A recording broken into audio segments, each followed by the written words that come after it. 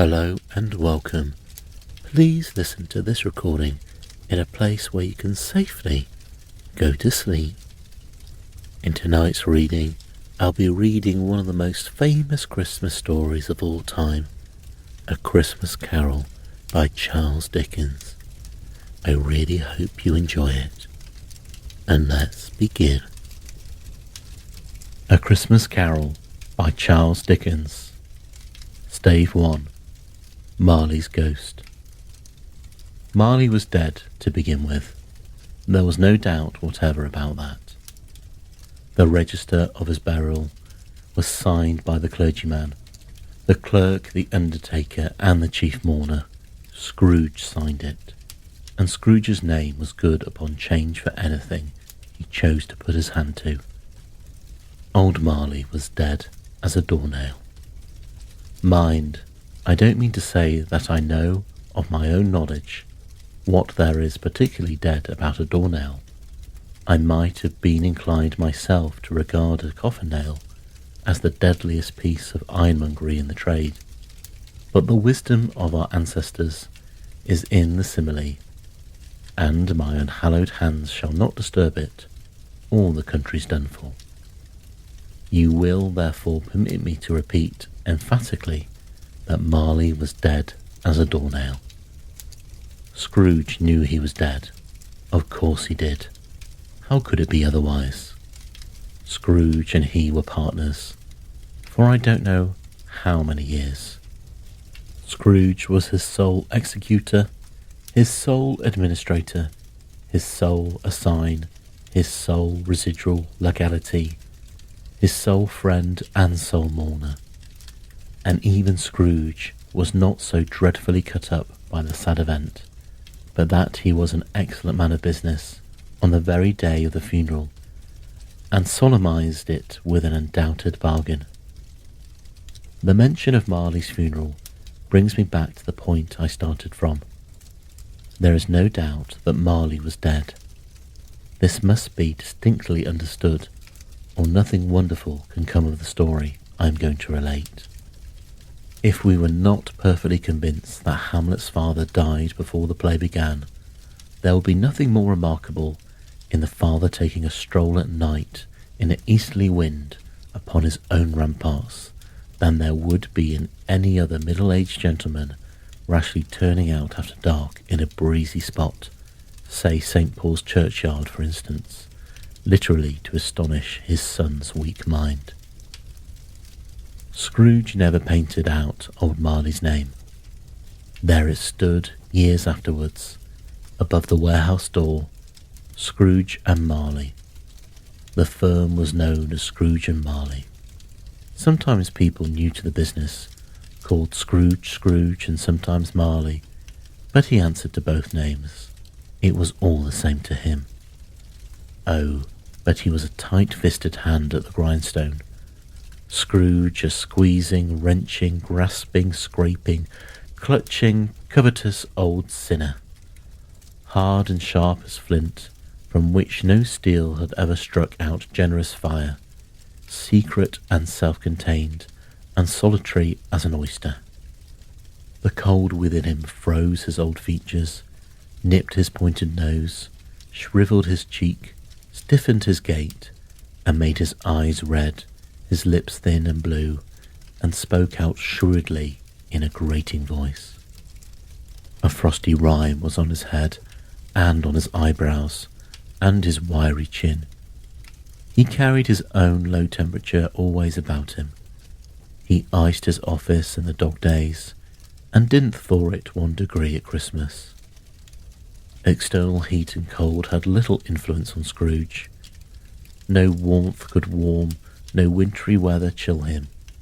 No wind that blew was bitterer than he. No falling snow was more intent upon its purpose. No pelting rain less open to entreaty. Foul weather didn't know where to have him. The heaviest rain and snow and hail and sleet could boast of the advantage over him in only one respect. They often came down handsomely, and Scrooge never did. Nobody ever stopped him in the street to say with gladsome looks, "My dear Mr. Scrooge, how are you? When will you come to see me?" No beggars implored him to bestow a trifle. No children asked him what it was o'clock. No man or woman ever once in all his life inquired the way to such and such a place of Scrooge. Even the blind men's dogs appeared to know him, and when they saw him coming, would tug on their owners into doorways and up courts, and would wag their tails as though they said, "No eye at all is better than an evil eye, dark master." But what did Scrooge care? It was the very thing he liked, to edge his way along the crowded paths of life, warning all human sympathy to keep his distance, was what the knowing ones call nuts to Scrooge. Once upon a time, of all the good days in the year, on Christmas Eve, old Scrooge sat busy in his counting house. It was cold, bleak, biting weather, foggy withal, and you could hear the people in the court outside go wheezing up and down, beating their hands upon their breasts, and stamping their feet upon the pavement stones to warm them. The city clocks had only just gone 3, but it was quite dark already. It had not been light all day, and candles were flaring in the windows of the neighbouring offices, like ruddy smears upon the palpable brown air. The fog came pouring in at every chink and keyhole, and was so dense without that although the court was of the narrowest, the houses opposite were mere phantoms. To see the dingy cloud come drooping down, obscuring everything, one might have thought that nature lived hard by and was brewing on a large scale. The door of Scrooge's counting house was open, that he might keep his eye upon his clerk, who in a dismal little cell beyond a sort of tank was copying letters. Scrooge had a very small fire, but the clerk's fire was so very much smaller that it looked like one coal. But he couldn't replenish it, for Scrooge kept the coal box in his own room, and so surely as the clerk came in with the shovel, the master predicted that it would be necessary for them to part. Wherefore the clerk put on his white comforter and tried to warm himself at the candle, in which effort, not being a man of strong imagination, he failed. "A Merry Christmas, Uncle! God save you!" cried a cheerful voice. It was the voice of Scrooge's nephew, who came upon him so quickly that it was the first intimation he had of his approach. "Bah!" said Scrooge. "Humbug!" He had so heated himself with rapid walking in the fog and frost, this nephew of Scrooge's, that he was all in a glow. His face was ruddy and handsome, his eyes sparkled, and his breath smote again. "Christmas a humbug, Uncle?" said Scrooge's nephew. "You don't mean that, I'm sure." "I do," said Scrooge. "Merry Christmas. What right have you to be merry? What reason have you to be merry? You're poor enough." "Come then," returned the nephew gaily. "What right you have to be dismal? What reason have you to be morose? You're rich enough." Scrooge, having no better answer ready at the spur of the moment, said, "Bah!" again, and followed it with humbug. "Don't be cross," said the nephew. "What else can I be?" returned the uncle, "when I live in such a world of fools as this? Merry Christmas. Out upon Merry Christmas. What's Christmas time to you but a time for paying bills without money, a time for finding yourself a year older and not an hour richer, a time for balancing your books and having every item in 'em through a round dozen of months presented dead against you?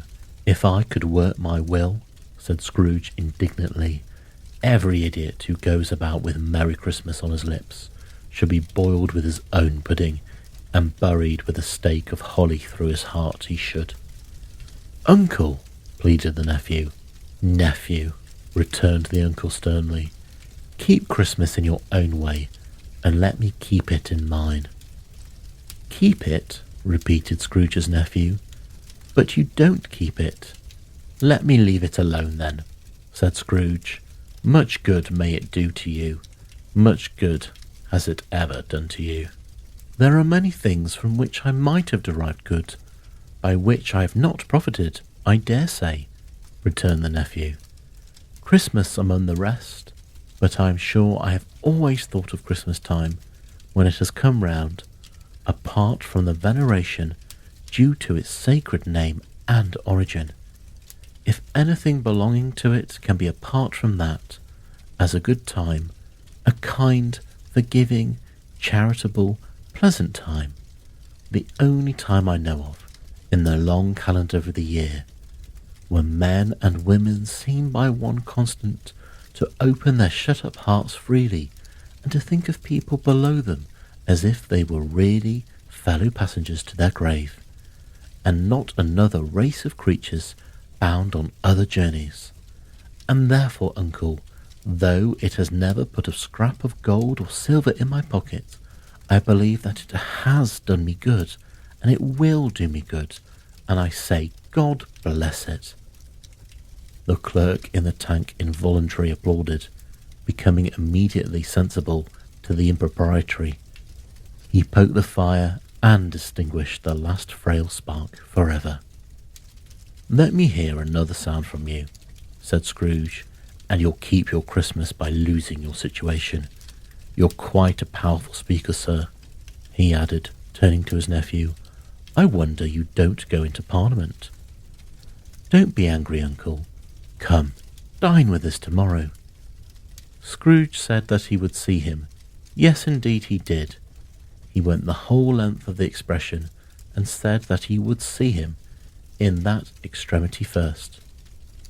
But why? Cried Scrooge's nephew. Why? Why did you get married? Said Scrooge. Because I fell in love. Because you fell in love, growled Scrooge, as if that were the only thing in the world more ridiculous than a Merry Christmas. Good afternoon. Nay, uncle, but you never came to see me before that happened. Why give it as a reason for not coming now? Good afternoon, said Scrooge. I want nothing from you. I ask nothing of you. Why cannot we be friends? Good afternoon, said Scrooge. I am sorry with all my heart to find you so resolute. We have never had a quarrel to which I have been a party, but I have made the trial and homage to Christmas, and I'll keep my Christmas humour to the last. So a Merry Christmas, uncle. Good afternoon, said Scrooge. And a Happy New Year. Good afternoon, said Scrooge. His nephew left the room without an angry word, notwithstanding. He stopped at the outer door to bestow the greetings of the season on the clerk, who, cold as he was warmer than Scrooge, for he returned them cordially. There's another fellow, muttered Scrooge, who overheard him. My clerk, with 15 shillings a week, and a wife and a family talking about a Merry Christmas. I'll retire to Bedlam. This lunatic, in letting Scrooge's nephew out, had let 2 other people in. They were portly gentlemen, pleasant to behold, and now stood with their hats off in Scrooge's office. They had books and papers in their hands and bowed to him. Scrooge and Marley's, I believe, said one of the gentlemen, referring to his list. Have I the pleasure of addressing Mr. Scrooge or Mr. Marley? Mr. Marley has been dead these 7 years, Scrooge replied. He died 7 years ago, this very night. We have no doubt that his liberality is well presented by his surviving partner, said the gentleman, presenting his credentials. It certainly was, for they had been 2 kindred spirits. At their ominous word, liberality, Scrooge frowned, and shook his head and handed the credentials back.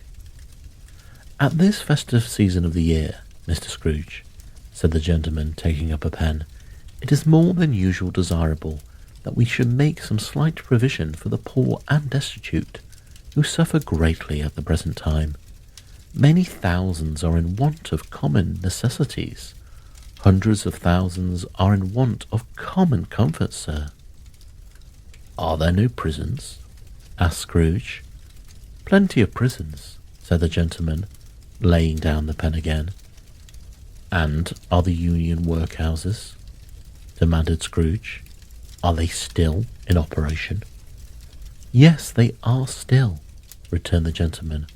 I wish I could say they were not. The treadmill and the poor law are in full vigour then? Said Scrooge. Both very busy, sir. Oh, I was afraid from what you said at first that something had occurred to stop them in their useful course, said Scrooge. I am very glad to hear it. Under the impression that they scarcely furnish Christian cheer of mind or body in the multitude, returned the gentleman, a few of us are endeavouring to raise a fund to buy the poor some meat and drink and means of warmth. We choose this time because it is a time of all others when want is keenly felt and abundance rejoices. What shall I put you down for? Nothing, Scrooge replied. You wish to be anonymous? I wish to be left alone, said Scrooge. Since you ask me what I wish, gentlemen, that is my answer. I don't make merry myself at Christmas, and I can't afford to make idle people merry. I help to support the establishments I have mentioned. They cost enough, and those who are badly off must go there. But many can't go there, and many would die. If they would rather die, said Scrooge, they had better do it, and decrease the surplus population. Besides, excuse me, I don't know that. But you might know it, observed the gentleman. It's not my business, Scrooge returned. It's enough for a man to understand his own business, and not to interfere with other people's. Mine occupies me constantly. Good afternoon, gentlemen. Seeing clearly that it would be useless to pursue their point, the gentleman withdrew. Scrooge resumed his labours with an improved opinion of himself, and in a more facetious temper that was usual with him. Meanwhile the fog and darkness thickened so that people ran about with flaring links, proffering their services to go before horses and carriages and conduct them on their way. The ancient tower of a church, whose gruff old bell was always peeping slyly down at Scrooge, out of a Gothic window in the wall, became invisible and struck the hours and quarters in the clouds, with tremulous vibrations afterwards, as if its teeth were chattering in its frozen head up there. The cold became intense. In the main street, at the corner of the court, some labourers were repairing the gas pipes, and had lighted a great fire in a brazier, round with a party of ragged men and boys were gathered, warming their hands and winking their eyes before the blaze in rapture. The water plug, being left in solitude, its overflowing suddenly congealed and turned to misanthropic ice. The brightness of the shops, where holly sprigs and berries crackled in the lamp heat of the windows, made pale faces ruddy as they passed. Poulterers' and grocers' trades became a splendid joke, a glorious pageant, with which it was next to impossible to believe that such dull principles as bargain and sale had anything to do. The Lord Mayor, in the stronghold of the mighty mansion house, gave orders to his 50 cooks and butlers to keep Christmas as a Lord Mayor's household should, and even the little tailor, whom he had fined 5 shillings on the previous Monday for being drunk and bloodthirsty in the streets, stirred up tomorrow's pudding in his garret, while his lean wife and the baby sallied round out to buy the beef. Foggier yet, and colder, piercing, searching, biting cold, if the good St. Dunstan had but nipped the evil spirit's nose with a touch of such weather as that, instead of using his familiar weapons, then indeed he would have roared to lusty purpose. The owner of one scant young nose, gnawed and mumbled by the hungry cold as bones are gnawed by dogs, stooped down at Scrooge's keyhole to regale him with a Christmas carol, But at the first sound of "God bless you, merry gentlemen, may nothing you dismay," Scrooge seized the ruler with such energy of action that the singer fled in terror, leaving the keyhole to the fog and even more congenial frost. At length the hour of shutting up the counting house arrived. With an ill-will, Scrooge dismounted from his stool and tactfully admitted the fact to the expectant clerk in the tank, who instantly snuffed his candle out and put on his hat. "You'll want all day tomorrow, I suppose," said Scrooge. "If quite convenient, sir." "It's not convenient," said Scrooge, "and it's not fair.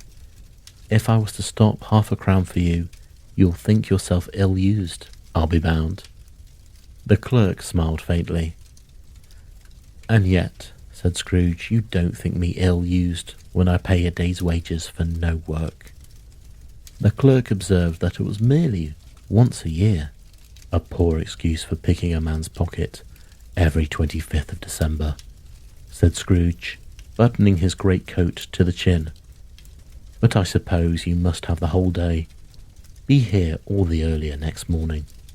The clerk promised that he would, and Scrooge walked past out with a growl.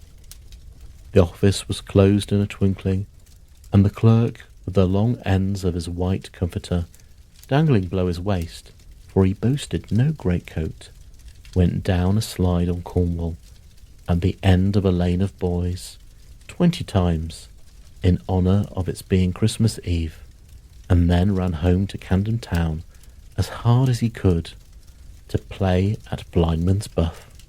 Scrooge took his melancholy dinner in his usual melancholy tavern, and having read all the newspapers and beguiled the rest of the evening with his banker's book, went home to bed. He lived in chambers which had once belonged to his deceased partner.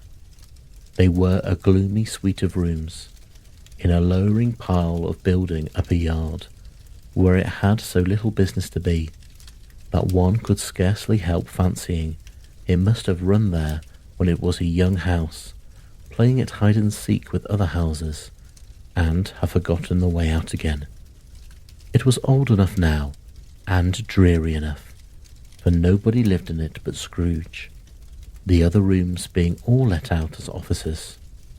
The yard was so dark that even Scrooge, who knew its every stone, was fain to grope with his hands.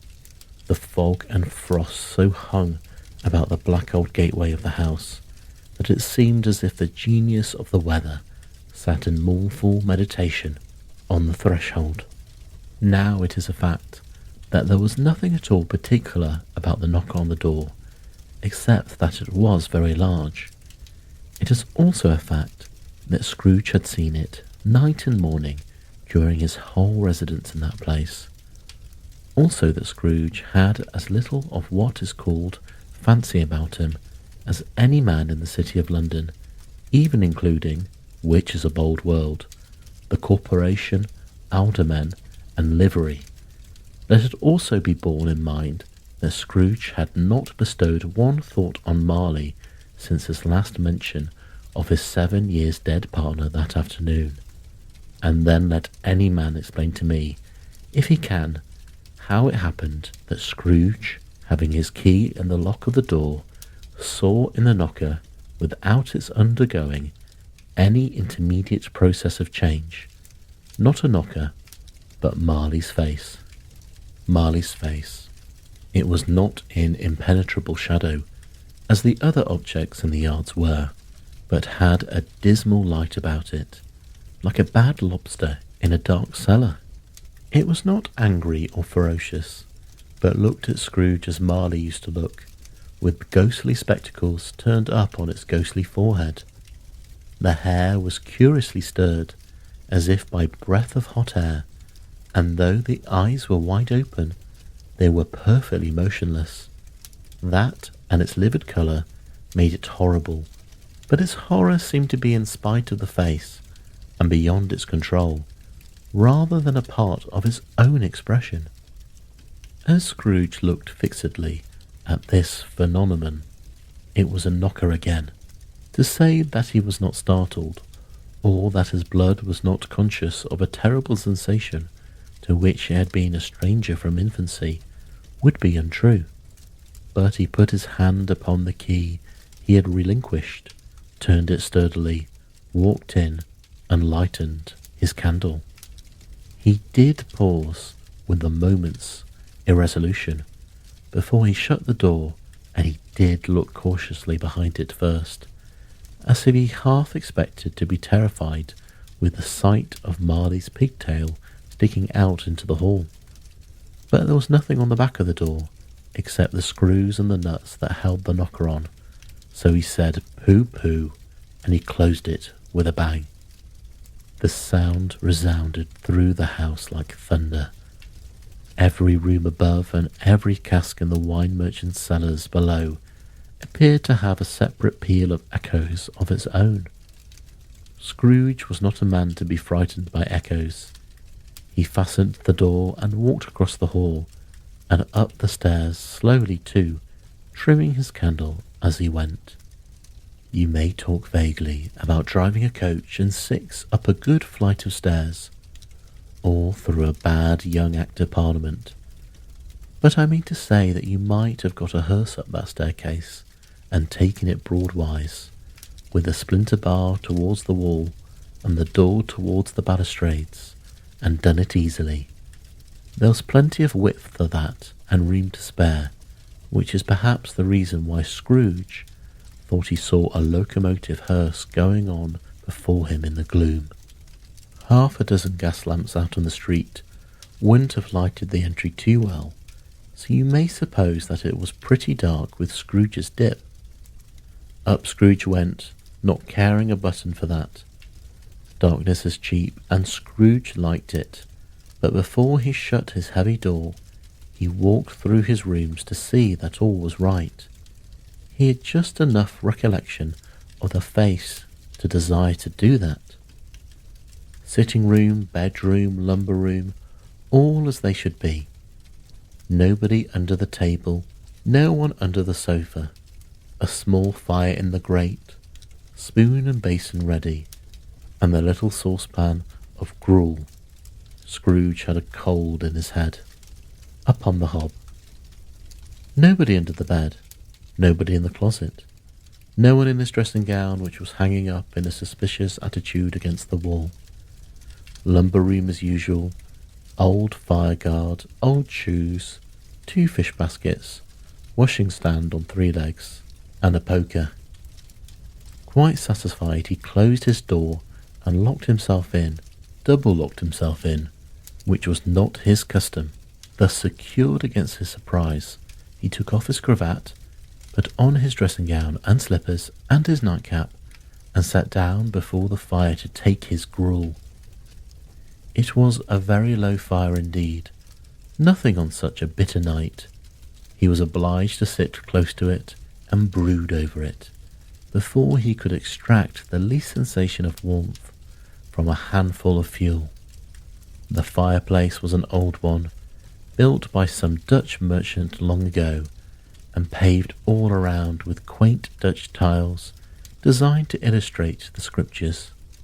There were Cain and Abel's, Pharaoh's daughters, queens of Sheba, angelic messengers descended through the air on clouds, like feather beds, Abraham's, Belshazzar's, apostles putting off to sea in butter boats, hundreds of figures to attract his thoughts, and yet that face of Marley, 7 years dead, came like the ancient prophet's rod and swallowed up the whole. If each smooth tile had been a blank at first, with power to shape some picture on its surface from the disjointed fragments of his thoughts, there would have been a copy of old Marley's head on every one. "Humbug," said Scrooge, and walked across the room. After several turns he sat down again, and threw his head back in the chair. His glance happened to rest upon a bell, a disused bell that hung in the room and communicated, for some purpose now forgotten, with a chamber in the highest story of the building. It was with great astonishment, and with a strange, inexplicable dread, that as he looked he saw the spell begin to swing. It swung so softly in the outset that it scarcely made a sound, but it soon rang out loudly, and so did every bell in the house. This might have lasted half a minute or a minute, but it seemed an hour. The bells ceased as they had begun together. They were succeeded by a clanking noise deep down below, as if some person were dragging a heavy chain over the casks in the wine merchant's cellar.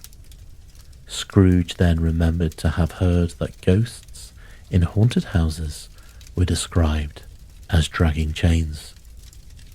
The cellar door flew open with a booming sound, and then he heard the noise much louder on the floors below, then coming up the stairs and coming straight towards his door. "It's humbug still," said Scrooge. "I won't believe it." His colour changed though, when, without a pause, it came on through the heavy door and passed into the room before his eyes. Upon it coming in, the dying flame leaped up as though it cried, "I know him, Marley's ghost," and fell again. The same face, the very same. Marley in his pigtail, usual waistcoat, tights and boots, the tassel of the latter bristling like his pigtail and his coat skirts, and the hair upon his head. The chain he drew was clasped about his middle.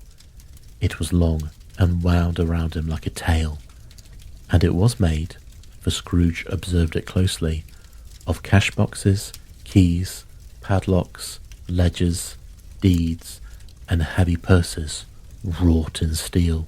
His body was transparent, so that Scrooge, observing him and looking through his waistcoat, could see the 2 buttons on his coat behind. Scrooge had often heard it said that Marley had no bowels, but he had never believed it until now.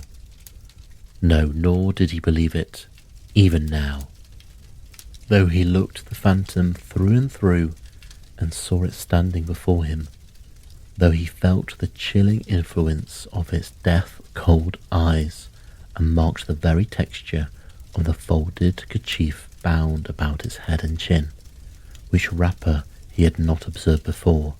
He was still incredulous and fought against his senses. "How now?" said Scrooge, caustic and cold as ever. "What do you want with me?" "Much," Marley's voice, no doubt about it. "Who are you?" "Ask me who I was." "Who were you then?"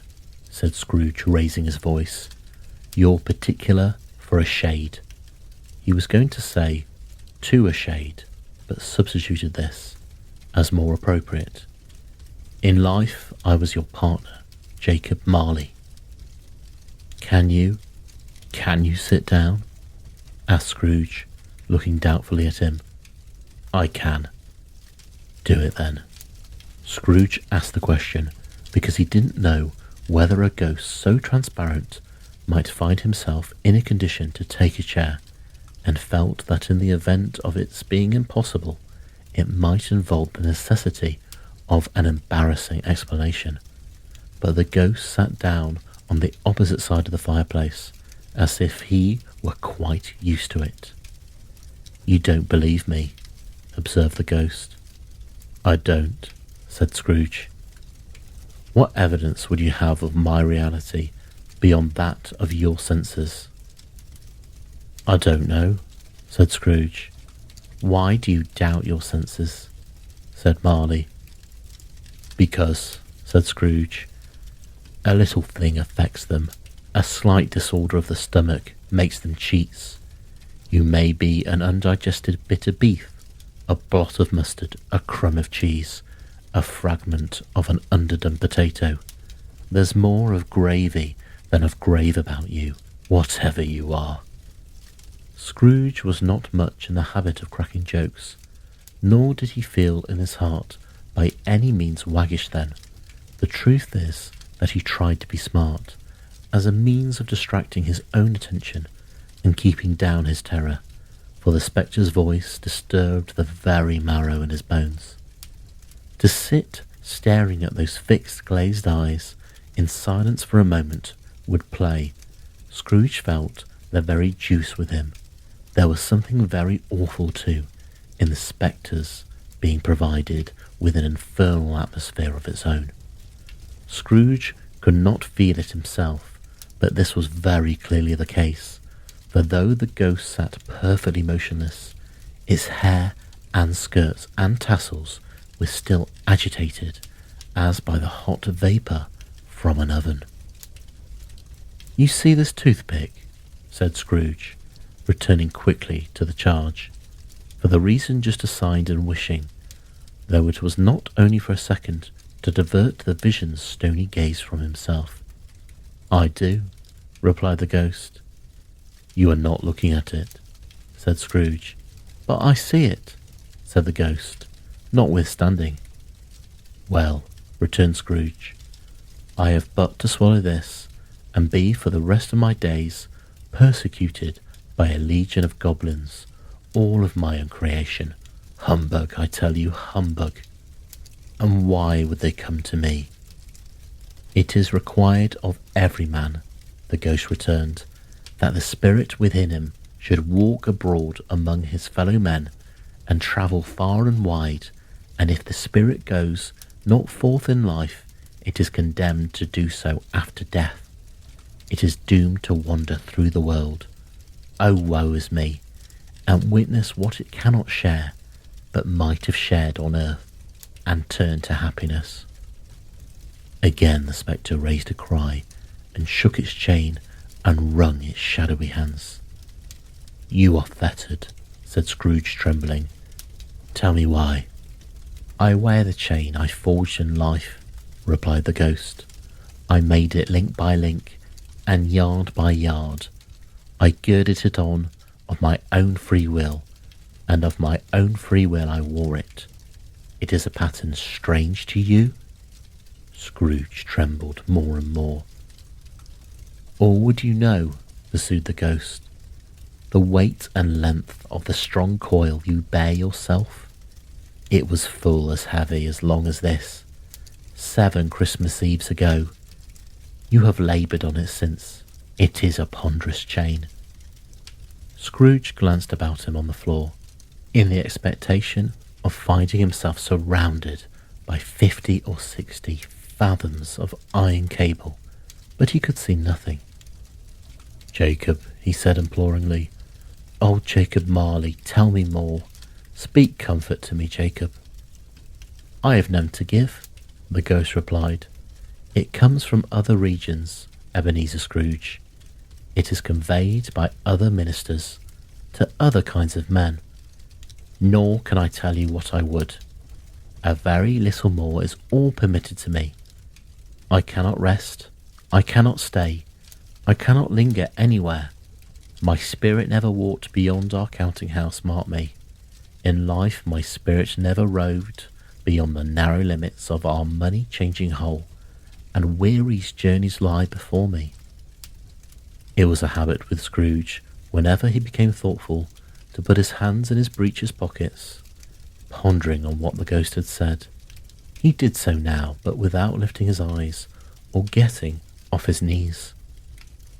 "You must have been very slow about it, Jacob," Scrooge observed, in a business-like manner, through the humility of difference. "Slow," the ghost repeated. 7 years dead," mused Scrooge, "and travelling all the time." "The whole time," said the ghost. "No rest, no peace, incessant torture of remorse." "You travel fast," said Scrooge.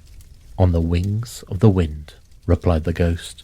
"You might have got over a great quantity of ground in 7 years," said Scrooge. The ghost, on hearing this, set up another cry, and clanked its chain so hideously in the dead silence of the night that the ward could have been justified in indicting it for a nuisance. "Oh, captive bound and double-ironed," cried the phantom, "not to know that ages of incessant labour by immortal creatures for this earth must pass into eternity before the good of which it is susceptible is all developed. Not to know that any Christian spirit working kindly in its little sphere, whatever it might be, will find its mortal life too short for its vast means of usefulness. Not to know that no space of regret can make amends for one life's opportunity misused. Yet such was I, oh, such was I. But you were always a good man of business, Jacob, faltered Scrooge, who now began to imply this to himself. Business, cried the ghost, wringing its hands again. Mankind was my business. The common welfare was my business. Charity, mercy, forbearance, and benevolence were all my business. The dealings of my trade were but a drop of water in the comprehensive ocean of my business. It held up its chain at arm's length, as if that was the cause of all its availing grief, and flung it heavily upon the ground again. At this time of the rolling year, the spectre said, I suffer most. Why did I walk through the crowds of fellow beings with my eyes turned down and never raise them to that blessed star which led the wise men to a poor abode? Were there no poor homes to which its light would have conducted me? Scrooge was very dismayed to hear the spectre going on at this rate, and began to quake exceedingly. Hear me, cried the ghost, my time is nearly gone. I will, said Scrooge, but don't be hard upon me. Don't be flowery, Jacob, pray. How is it that I appear before you in a shape that you can see? I may not tell you. I have sat invisible beside you many and many a day. Is that the chance and hope you mentioned, Jacob? He demanded in a faltering voice. It is. I think I'd rather not, said Scrooge.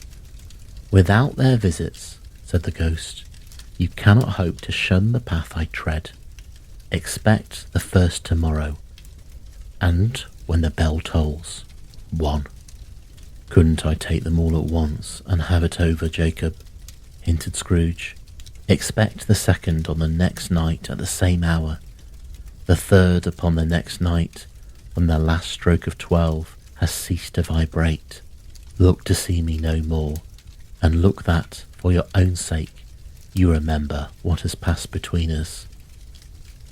When it had said these words, the spectre took its wrapper from the table and bound it round its head, and as before, Scrooge knew this by the smart sound its teeth made when the jaws were brought together by the bandage. He ventured to raise his eyes again, and found his supernatural visitor confronting him in an erect attitude with its chain wound over and about its arm. The apparition walked backwards from him, and at every step it took, the window raised itself a little, so that when the spectre reached it, it was wide open. It beckoned Scrooge to approach, which he did. When they were within 2 paces of each other, Marley's ghost held up his hand, warning him to come no nearer. Scrooge stopped, not so much in obedience as in surprise and fear, for on the raising of the hand he became sensible of confused noises in the air, incoherent sounds of lamentation and regret, wailings inexpressibly sorrowful and self-accusatory. The spectre, after listening for a moment, joined in the mournful dirge and floated out upon the bleak, dark night.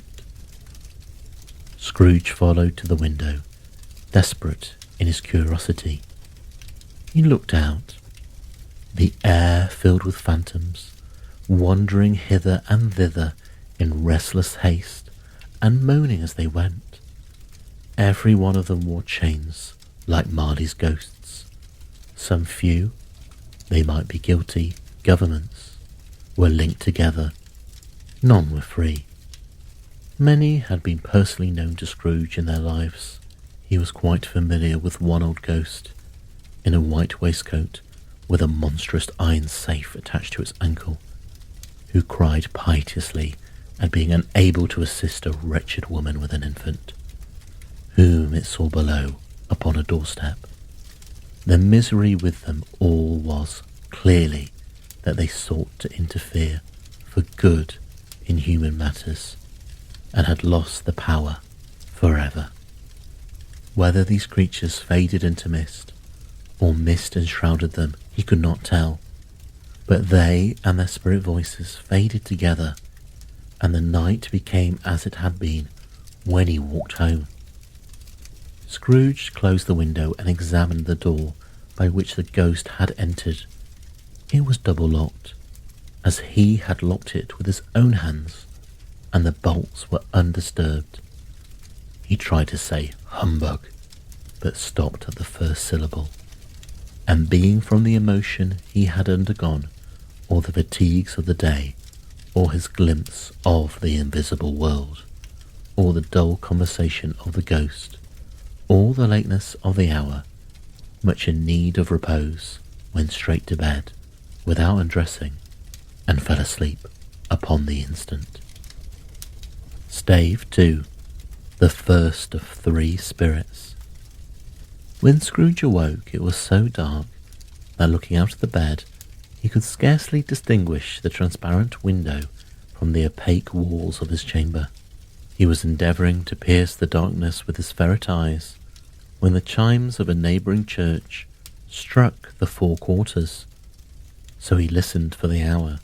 To his great astonishment, the heavy bell went on from 6 to 7, and then from 7 to 8, and regularly up to 12, then stopped. 12. It was past 2 when he went to bed. The clock was wrong. An icicle must have got into the works. 12. He touched the spring of his repeater to correct the most preposterous clock. Its rapid little pulse beat 12 and stopped. "Why isn't it possible," said Scrooge, "that I can't have slept through the whole day and far into another night?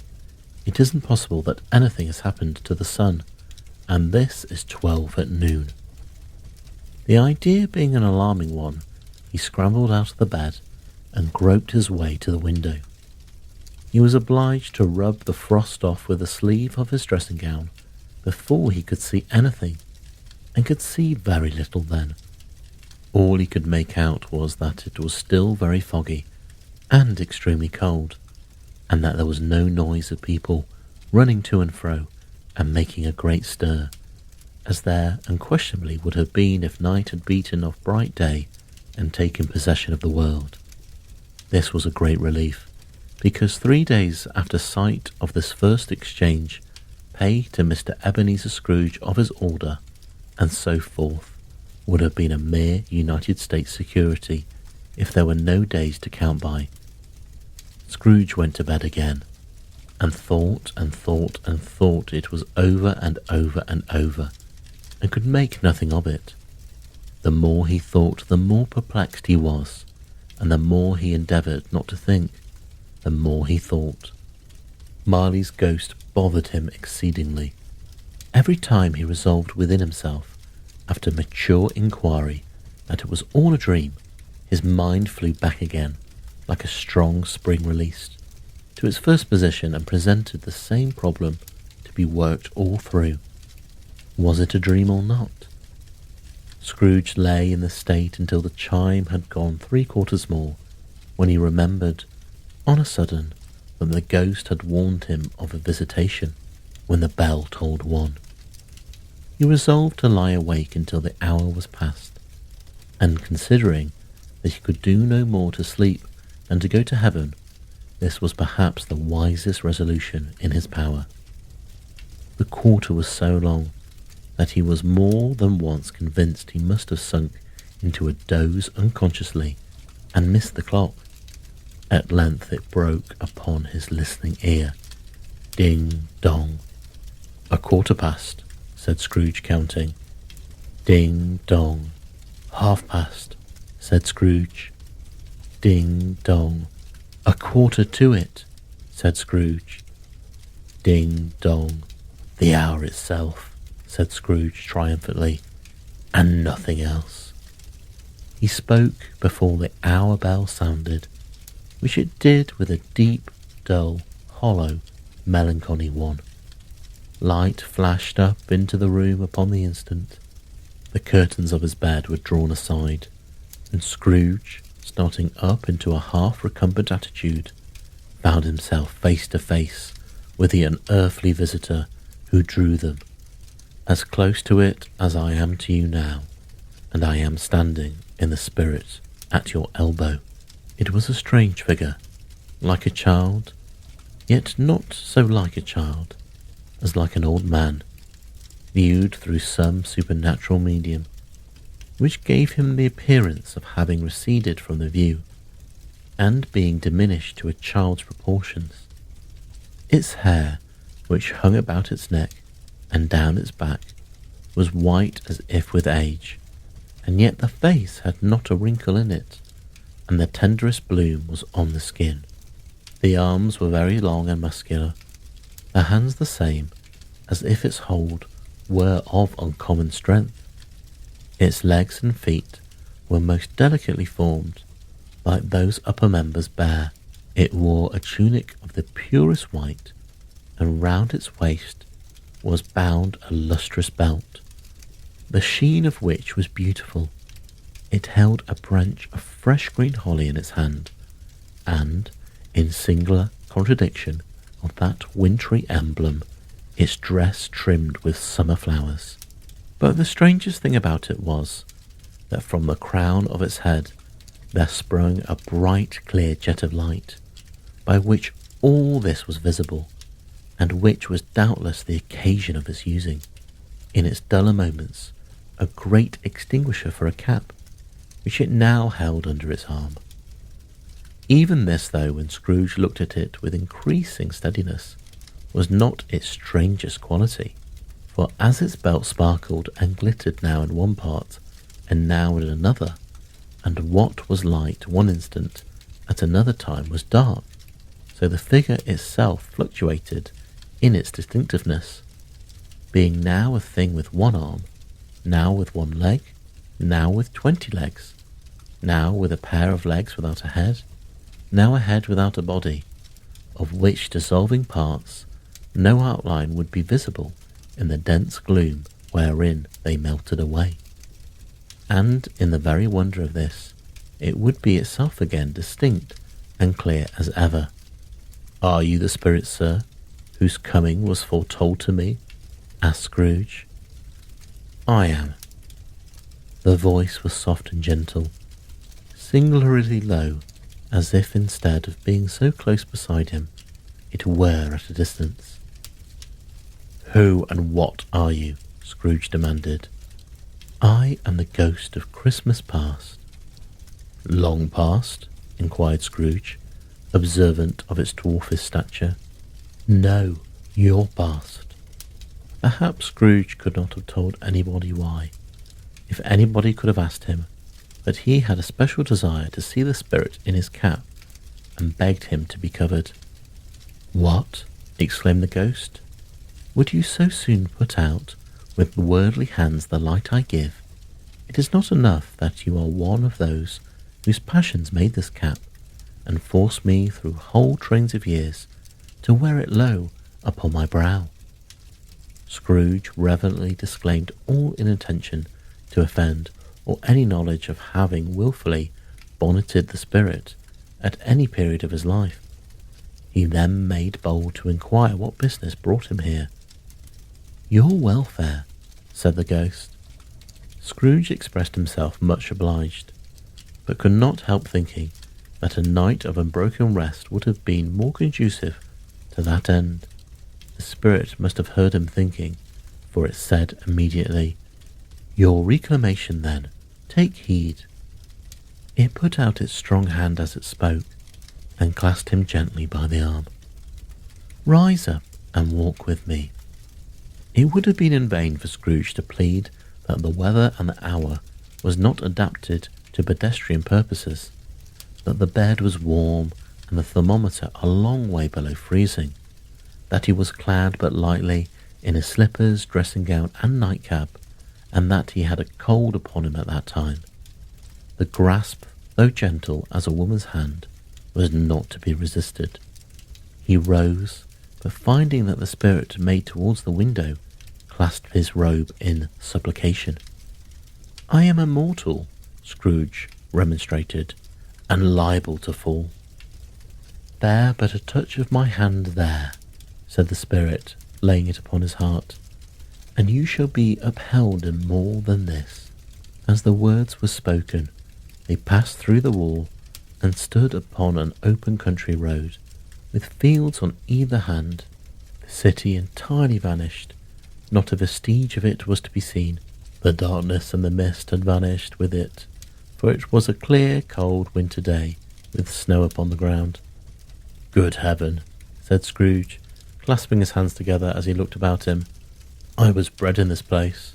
I was a boy here." The spirit gazed upon him mildly. Its gentle touch, though it had been light and instantaneous, appeared still present to the old man's sense of feeling. He was conscious of 1,000 odours floating in the air, each one connected with 1,000 thoughts and hopes and joys and cares long, long forgotten.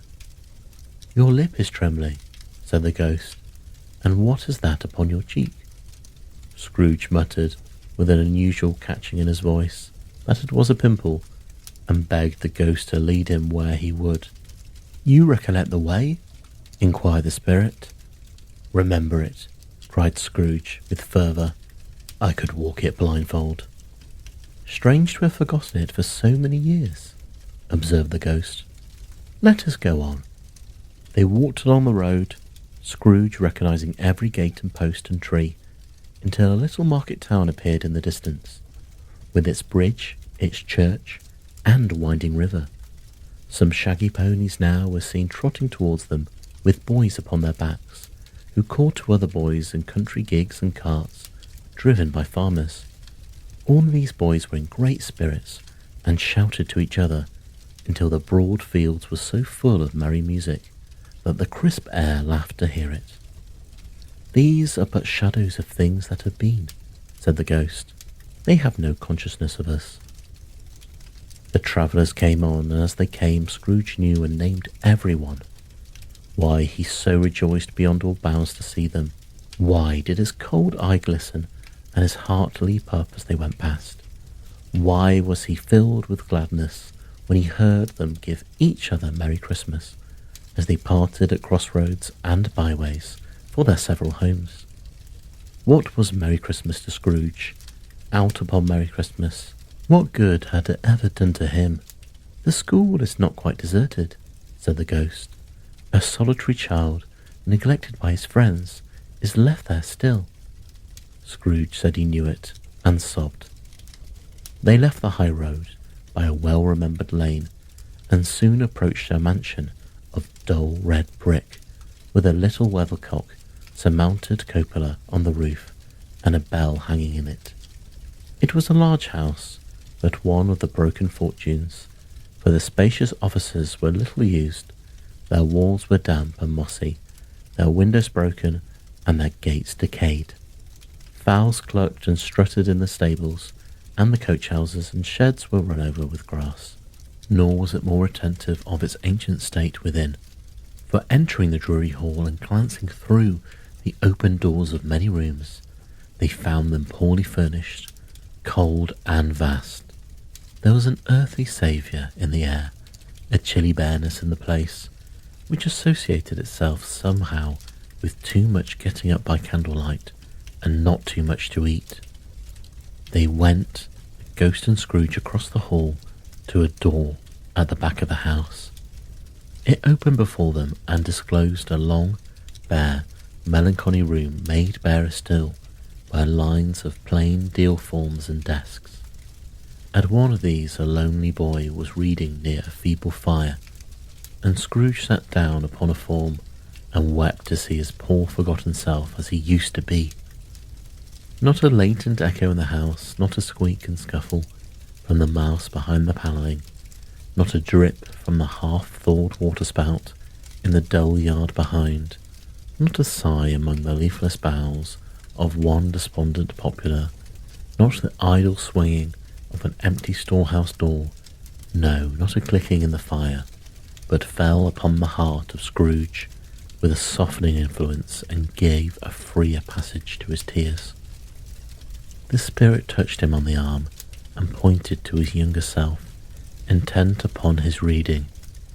Suddenly a man in foreign garments, wonderfully real and distinct to look at, stood outside the window with an axe struck in his belt and leading by the bridle an ass laden with wood. "Why, it's Ali Baba!" Scrooge exclaimed in ecstasy. "It's dear old honest Ali Baba. Yes, yes, I know. One Christmas time, when yonder solitary child was left here all alone, he did come, for the first time, just like that. Poor boy. And Valentine," said Scrooge, "and his wild brother Orson. There you go. And what's his name? Who will put down in his drawers asleep at the gate of Damascus? Don't you see him? And the Sultan's groom turned upside down by the guinea. There he is upon his head. Serve him right. I'm glad of it. What business had he to be married to the princess?" To hear Scrooge expending all the earnestness of his nature on sub-subjects in the most extraordinary voice between laughing and crying, and to see his heightened and excited face, would have been a surprise to his business friends in the city indeed. "There's the parrot," cried Scrooge. "Green body and yellow tail, with a thing like a lettuce growing out of the top of his head. There he is. Poor Robin Crusoe, he called him when he came home again after sailing round the island. Poor Robin Crusoe. Where have you been, Robin Crusoe?" The man thought he was dreaming, but he wasn't. It was the parrot, you know. There goes Friday, running for his life to the little creek. Halloa, hoop, hallo. Then, with a rapidity of transformation very foreign to his usual character, he said in pity for his former self, "Poor boy," and cried again. "I wish," Scrooge muttered, putting his hand in his pocket and looking about him after drying his eyes with his cuff. "But it's too late now."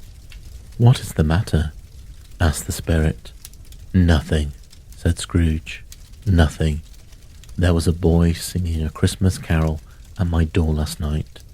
I should like to have him giving him something. That's all."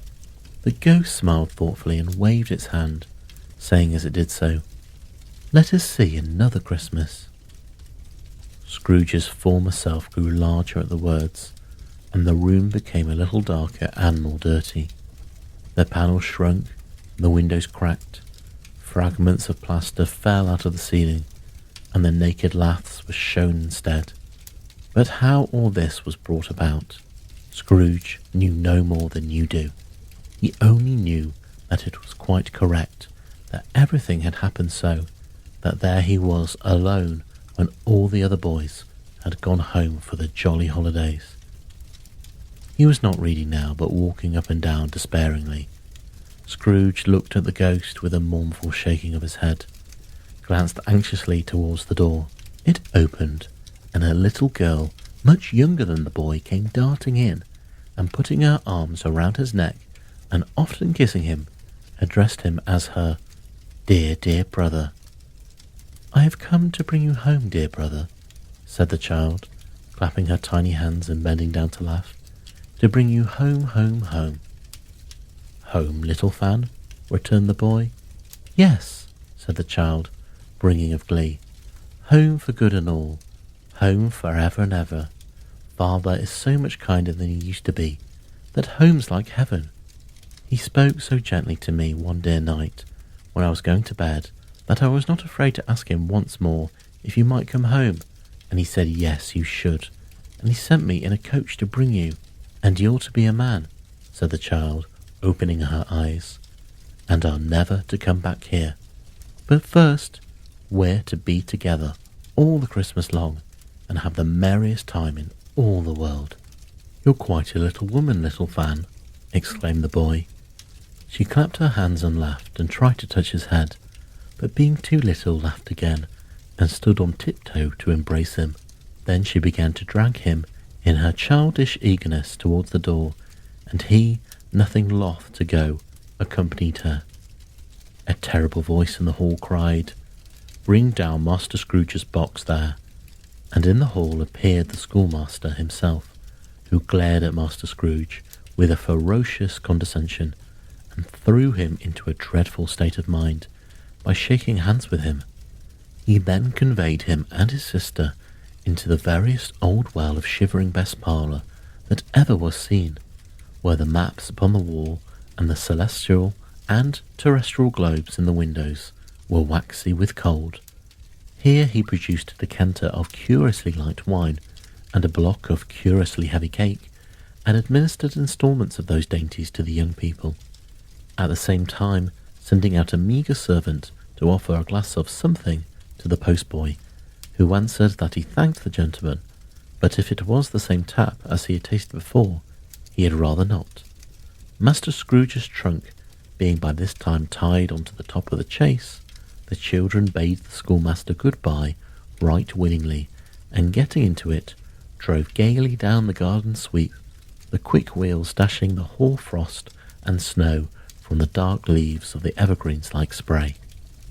"Always a delicate creature, whom a breath might have withered," said the ghost, "but she had a large heart." "So she had," cried Scrooge. "You're right. I will not gainsay it, spirit. God forbid." "She died a woman," said the ghost, "and had, as I think, children?" "One child," Scrooge returned.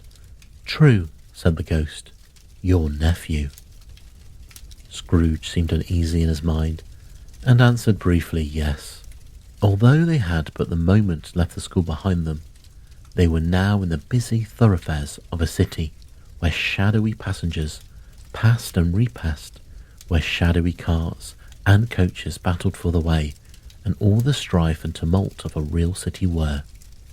It was plain enough, by the dressing of the shops, that here too it was Christmas time again, but it was evening, and the streets were lighted up. The ghost stopped at a certain warehouse door, and asked Scrooge if he knew it. "Know it?" said Scrooge. "Was I apprenticed here?" They went in. At the sight of an old gentleman in a Welsh wig, sitting behind such a high desk that if he had been 2 inches taller, he must have knocked his head against the ceiling, Scrooge cried in great excitement, "Why, it's old Fezziwig! Bless his heart, it's Fezziwig alive again!" Old Fezziwig laid down his pen and looked up at the clock, which pointed to the hour of 7. He rubbed his hands, adjusted his capacious waistcoat, laughed all over himself, from his shoes to his organ of benevolence, and called out in a comfortable, oily, rich, fat, jovial voice, "Yo-ho there, Ebenezer, Dick!" Scrooge's former self, now grown a young man, came briskly in, accompanied by his fellow prentice. "Dick Wilkins, to be sure," said Scrooge to the ghost. "Bless me, yes, there he is. He was very much attached to me, was Dick. Poor Dick. Dear, dear." "Yo-ho-ho, my boys," said Fezziwig. "No more work tonight. Christmas Eve, Dick. Christmas, Ebenezer. Let's have the shutters up," cried old Fezziwig, with a sharp clap of his hands, "before a man can say Jack Robinson." You wouldn't believe how those 2 fellows went at it. They charged into the street with the shutters. 1, 2, 3, had 'em up in their places. 4, 5, 6, bared 'em and pinned 'em. 7, 8, 9, and came back before you could have got to 12, panting like racehorses.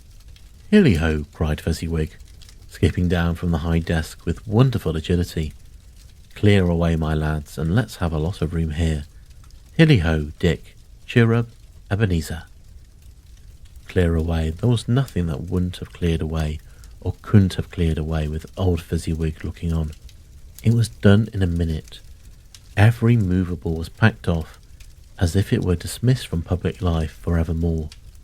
The door was swept and watered, the lamps were trimmed, fuel was heaped upon the fire, and the warehouse was as snug and warm and dry and brighter ballroom as you desire to see upon a winter's night.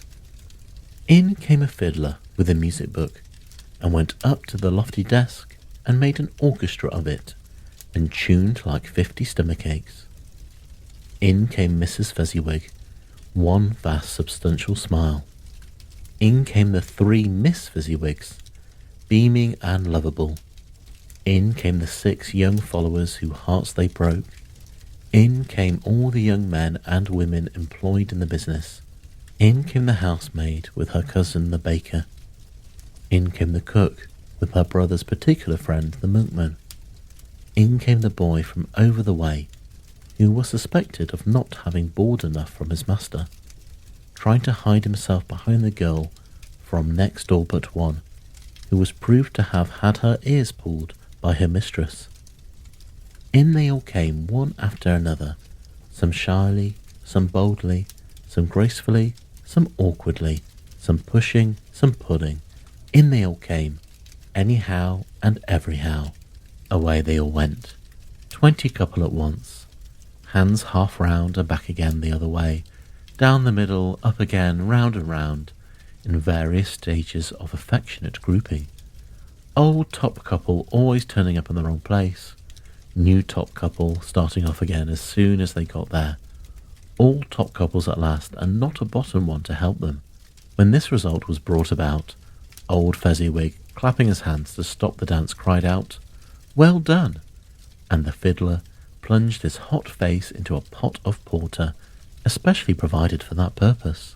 But scorning rest, upon his reappearance, he instantly began again, though there were no dancers left, as if the other fiddler had been carried home, exhausted on a shutter, and he were a brand new man, resolved to beat him out of sight or perish.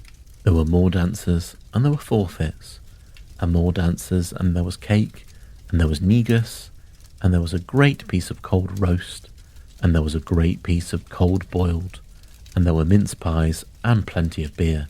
But the great effect of the evening came after the roast and boiled, when the fiddler, an artful dog-mind, the sort of man who knew his business better than you or I could have told it to him, struck up Sir Roger de Coverley.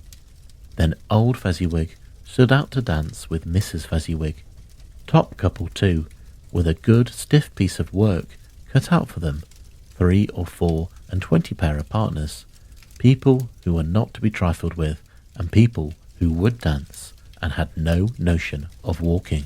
But if they had been twice as many, 4 times, old Fezziwig would have been a match for them, and so would Mrs. Fezziwig. As to her, she was worthy to be his partner in every sense of the term. If that's not high praise, tell me higher, and I'll use it. A positive light appeared to issue from Fezziwig's calves. They shone in every part of the dance like moons. You couldn't have predicted at any time what would have become of them next. And when old Fezziwig and Mrs. Fezziwig had gone all through the dance, advance and retire, both hands to your partner, bow, curtsy, corkscrew, thread and needle, and back again to your place, Fezziwig cut so deftly that he appeared to wink with his legs, and came upon his feet again without a stagger. When the clock struck 11, the domestic ball broke up. Mr. and Mrs. Fezziwig took their stations, one on either side of the door, and shaking hands with every person individually as he or she went out, wished him or her a Merry Christmas. When everybody had retired but the 2 prentices, they did the same to them, and thus the cheerful voices died away, and the lads were left to their beds, which were under a counter in the back shop. During the whole of this time, Scrooge had acted like a man out of his wits. His heart and soul were in the scene, and with his former self. He corroborated everything, remembered everything, enjoyed everything, and underwent the strangest agitation. It was not until now, when the bright faces of his former self and Dick were turned from them, and that he remembered the ghost and became conscious that it was looking full upon him, while the light upon its head burnt very clear. "A small matter," said the ghost, "to make these silly fools so full of gratitude." "Small," echoed Scrooge. The spirit signed to him to listen to the two apprentices, who were pouring out their hearts in praise of Fezziwig, and when he had done so said, "Why, it is not. He has spent a few pounds of your mortal money, 3 or more perhaps. Is that so much that he deserves this praise?" "It isn't that," said Scrooge, heated by the remark, and speaking unconsciously, like his former, not his latter self. "It isn't that, spirit. He has the power to render us happy or unhappy, to make our service light or burdensome, a pleasure or a toil. Say that his power lies in words and looks, in things so slight and insignificant that it is impossible to add and count them up. What then? The happiness he gives is quite as great as if it cost a fortune." He felt the spirit's glance and stopped. "What is the matter?" asked the ghost. "Nothing particular," said Scrooge. "Something, I think," the ghost insisted. "No," said Scrooge. "No, I should like to be able to say a word or two to my clerk just now, that's all." His former self turned down the lamps as he gave utterance to the wish, and Scrooge and the ghost stood side by side in the open air. "My time grows short," observed the spirit. "Quick." This was not addressed to Scrooge, or to anyone whom he could see, but it produced an immediate effect, for again Scrooge saw himself. He was older now, a man in the prime of his life. His face had not the harsh and rigid lines of later years, but it had begun to wear the signs of care and avarice. There was an eager, greedy, restless motion in the eye which showed the passion that had taken root, and where the shadow of the growing tree would fall. He was not alone, but sat by the side of a fair young girl in a morning dress, whose eyes were with tears, which sparkled in the light that shone out of the ghost of Christmas past. "It matters little," she said softly, "to you very little. Another idol has displaced me, and if it can cheer and comfort you in time to come, as I would have tried to, I have no just cause to grieve." "What idol has displaced you?" he rejoined. "A golden one," she said. "This is the even-handed dealing of the world," he said. "There is nothing on which it is so hard as poverty, and there is nothing it professes to condemn with such severity as the pursuit of wealth." "You fear the world too much," she answered gently. "All your other hopes have merged into the hope of being beyond the chance of its sordid reproach. I have seen your nobler aspirations fall off one by one until the master passion gain engrosses you. Have I not?" "What then?" he retorted. "Even if I have grown so much wiser, what then? I am not changed towards you." She shook her head. "Am I?" "Our contract is an old one. It was made when we were both poor and content to be so, until in good season we could improve our worldly fortune by our patient industry. You are changed. When it was made, you were another man." "I was a boy," he said impatiently. "Your own feelings tell you that you are not what you are," she returned. "I am.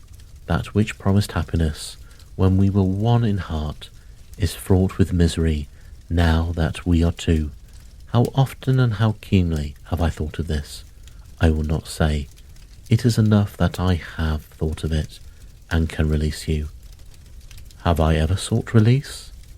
In words, no, never. In what then? In a changed nature, in an altered spirit, in another atmosphere of life, another hope as its great end, in everything that made my love of any worth or value in your sight. If this had never been between us," said the girl, looking mildly but with steadiness upon him, "tell me, would you seek me out and try and win me now? Oh no." He seemed to yield to the justice of this supposition, in spite of himself, but he said with a struggle, "You think not?" I would gladly think otherwise if I could, she answered. Heaven knows, when I have learned a truth like this, I know how strong and irresistible it must be. But if you were free today, tomorrow, yesterday, can even I believe that you would choose a dowerless girl? You who, in your very confidence with her, weigh everything by gain, or choosing her, if for a moment you are false enough to your one guiding principle to do so. So I do not know that your repentance and regret would surely follow. I do, and I release you, with full heart, for the love of him you once were. He was about to speak, but with her head turned from him, she resumed. You may, the memory of what is past half makes me hope you will, have pain in this. A very, very brief time, and you will dismiss the recollection of it, gladly as an unprofitable dream, from which it happened well that you awoke. May you be happy in the life that you have chosen. She left him, and they parted. Spirit, said Scrooge, show me no more. Conduct me home. Why do you delight to torture me? One shadow more, exclaimed the ghost. No more, cried Scrooge, no more. I don't wish to see it. Show me no more. But the relentless ghost pinioned him in both arms and forced him to observe what happened next. They were in another place and scene, a room not very large or handsome, but full of comfort. Near to the winter fire sat a beautiful young girl, so like that last that Scrooge believed it was the same, until he saw her, now a comely matron, sitting opposite her daughter. The noise in this room was perfectly tumultuous, for there were more children there than Scrooge, in his agitated state of mind, could count, and like the celebrated herd in the poem, that there were not 40 children conducting themselves like one, but every child was conducting itself like 40. The consequences were uproarious beyond belief, but no one seemed to care. On the contrary, the mother and daughter laughed heartily and enjoyed it very much, and the latter, soon beginning to mingle in the sports, got pillaged by the young brigands most ruthlessly. What would I have not given to be one of them? Though I never could have been so rude, no, I wouldn't for the wealth of all the world have crushed that braided hair and torn it down, and for the precious little shoe I wouldn't have plucked it off. God bless my soul, to save my life. As to measuring her waist in sport as they did, the old young brood, I couldn't have done it. I should have expected my arm to have grown round it for a punishment, and never come straight again, and yet I should have dreary liked it. I own to have touched her lips, to have questioned her, that she might have opened them, to have looked upon the lashes of her downcast eyes, and never raised a blush, to have let loose waves of hair, an inch of which would be a keepsake beyond price. In short, I should have liked, I do confess, to have had the lightest license of a child, and yet to have been man enough to know its value. But now a knocking at the door was heard, and such a rush immediately ensued that she, with laughing face and plundered dress, was borne towards it, the centre of a flushed and boisterous group, just in time to greet the father, who came home attended by a man laden with Christmas toys and presents. Then the shouting and the struggling, and the onslaught that was made on the defenceless porter, the scaling him with the chairs for ladders, to dive into his pockets, despoil him of brown paper parcels, hold on tight by his cravat, hug him round his neck, pommel his back, and kick his legs in irrepressible affection. The shouts of wonder and delight with which the development of every package was received, the terrible announcement that the baby had been taken in the act of putting a doll's frying pan into his mouth, and was more than suspected of having swallowed a fictitious turkey glued on a wooden platter. The immense relief of finding this a false alarm, the joy and gratitude and ecstasy They are all indescribable alike. It is enough that by degrees the children and their emotions got out of the parlour, and by one stair at a time up to the top of the house, where they went to bed, and so subsided. And now Scrooge looked on more attentively than ever, when the master of the house, having his daughter leaning fondly on him, sat down with her and her mother at his own fireside, and when he thought that such another creature, quite as graceful and as full of promise, might have called him father, and been a springtime in the haggard winter of his life, his sight grew very dim indeed. "Belle," said the husband, turning to his wife with a smile, "I saw an old friend of yours this afternoon." "Who was it?" "Guess." "How can I? Tut, don't I know?" she added in the same breath, laughing as he laughed. "Mr. Scrooge. Mr. Scrooge it was. I passed his office window, and as it was not shut up, and he had a candle inside, I could scarcely help seeing him. His partner lies upon the point of death, I hear, and there he sat alone, quite alone in the world, I do believe." "Spirit," said Scrooge in a broken voice, "remove me from this place." "I told you that these were shadows of the things that have been," said the ghost, "that they are what they are. Do not blame me." "Remove me," Scrooge exclaimed. "I cannot bear it." He turned upon the ghost, and seeing that it looked upon him with a face in which in some strange way there were fragments of all the faces it had shown him, wrestled with it. "Leave me, take me back, haunt me no longer." In the struggle, if that can be called a struggle, in which the ghost, with no visible resistance on its own part, was undisturbed by any effort of its adversary, Scrooge observed that its light was burning high and bright, and dimly connecting with its influence over him. He seized the extinguisher cap, and by all sudden action pressed it down upon its head. The spirit dropped beneath it, so that the extinguisher covered its whole form, but though Scrooge pressed it down with all his force, he could not hide the light, which streamed from under it in an unbroken flood upon the ground.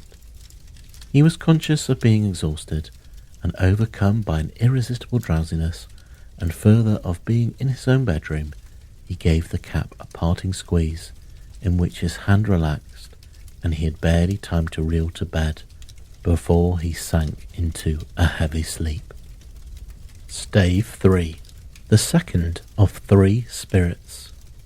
Awaking in the middle of a prodigiously tough snore, and sitting up in bed to get his thoughts together, Scrooge had no occasion to be told that the bell was again upon the stroke of 1.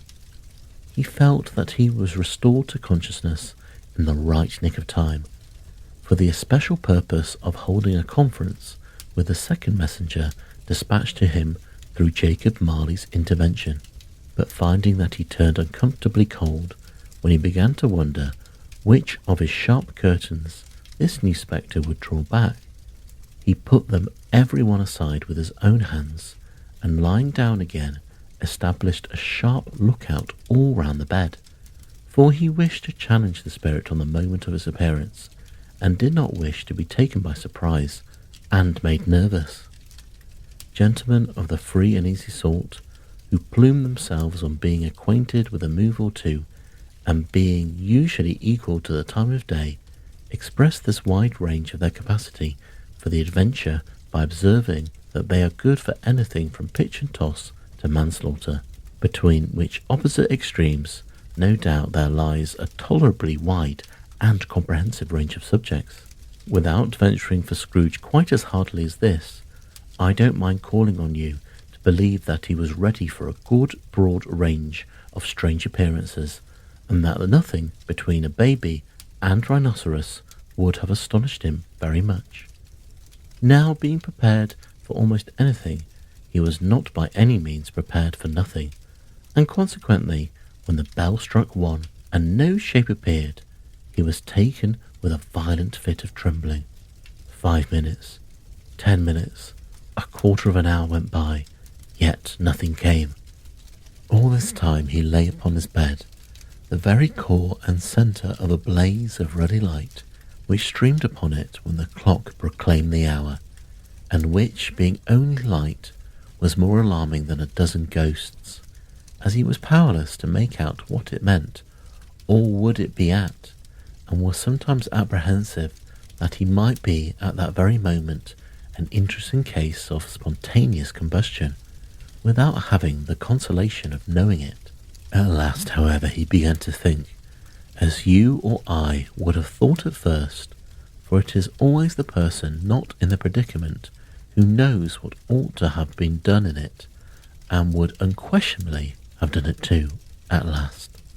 I say he began to think that the source and secret of this ghostly light might be in the adjoining room, from whence, on further tracing it, it seemed to shine. This idea taking full possession of his mind, he got up softly and shuffled in his slippers to the door. The moment Scrooge's hand was on the lock, a strange voice called him by his name, and bade him enter. He obeyed.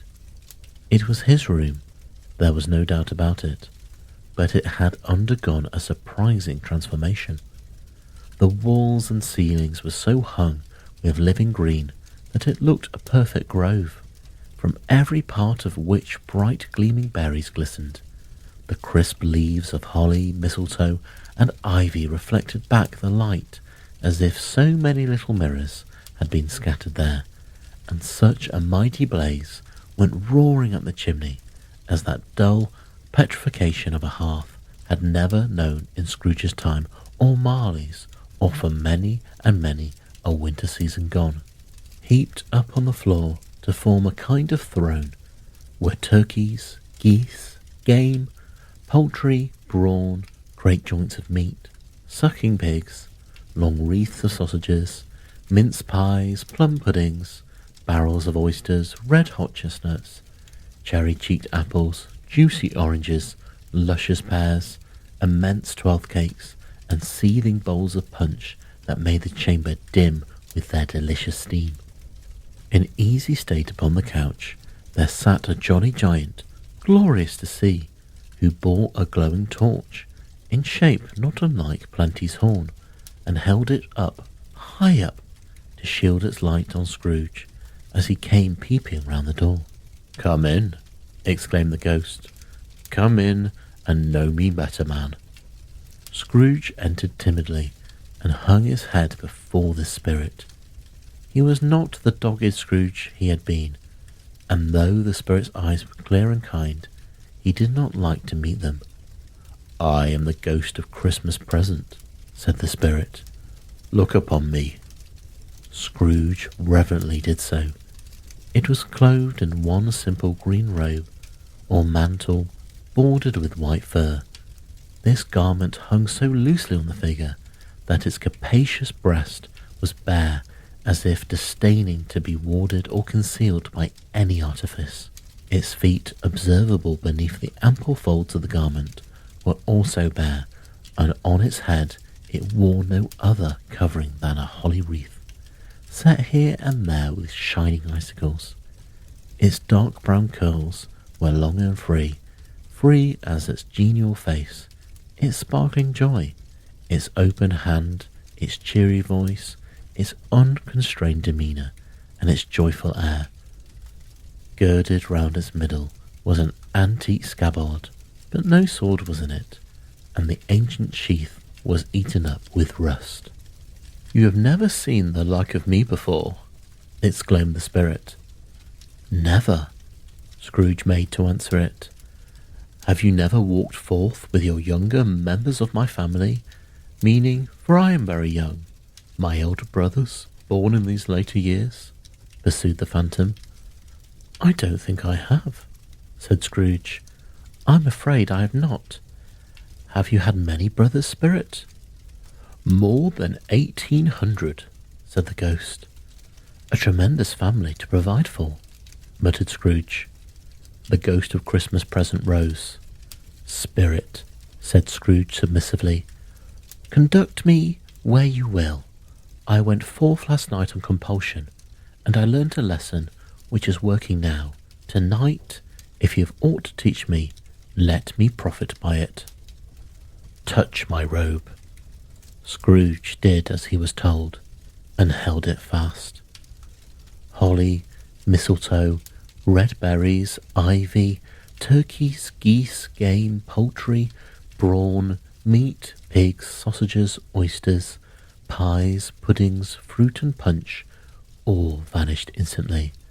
So did the room, the fire, the ruddy glow, the hour of night, and they stood in the city streets on Christmas morning, where, for the weather was severe, the people made a rough but brisk and not unpleasant kind of music, in scraping the snow from the pavement in front of their dwellings, and from the tops of their houses, whence it was mad delight to the boys to see it coming plumping down into the road below, and splitting into artificial little snowstorms. Their house fronts looked black enough, and the windows blacker, contrasting with the smooth white sheet of snow upon the roofs, and with the dirtier snow upon the ground, which last deposit had been ploughed up in deep furrows by the heavy wheels of carts and wagons, furrows that crossed and recrossed each other hundreds of times, where the great streets branched off and made intricate channels, hard to trace in the thick yellow mud and icy water. The sky was gloomy, and the shortest streets were choked up with a dingy mist, half thawed, half frozen, whose heavier particles descended in a shower of sooty atoms if all the chimneys in Britain had, in one consent, caught fire and were blazing away to their dear heart's content. There was nothing very cheerful in the climate or the town, and yet there was an air of cheerfulness abroad that the clearest summer air and brightest summer sun might have endeavoured to diffuse in vain. For the people who were shovelling away on the housetops were jovial and full of glee, calling out to one another from the parapets, and now and then exchanging a facetious snowball, better-natured missile, far than many a worldly jest, laughing heartily if it went right, or not less heartily if it went wrong. The poulterers' shops were still half full, and the fruiterers were radiant in their glory.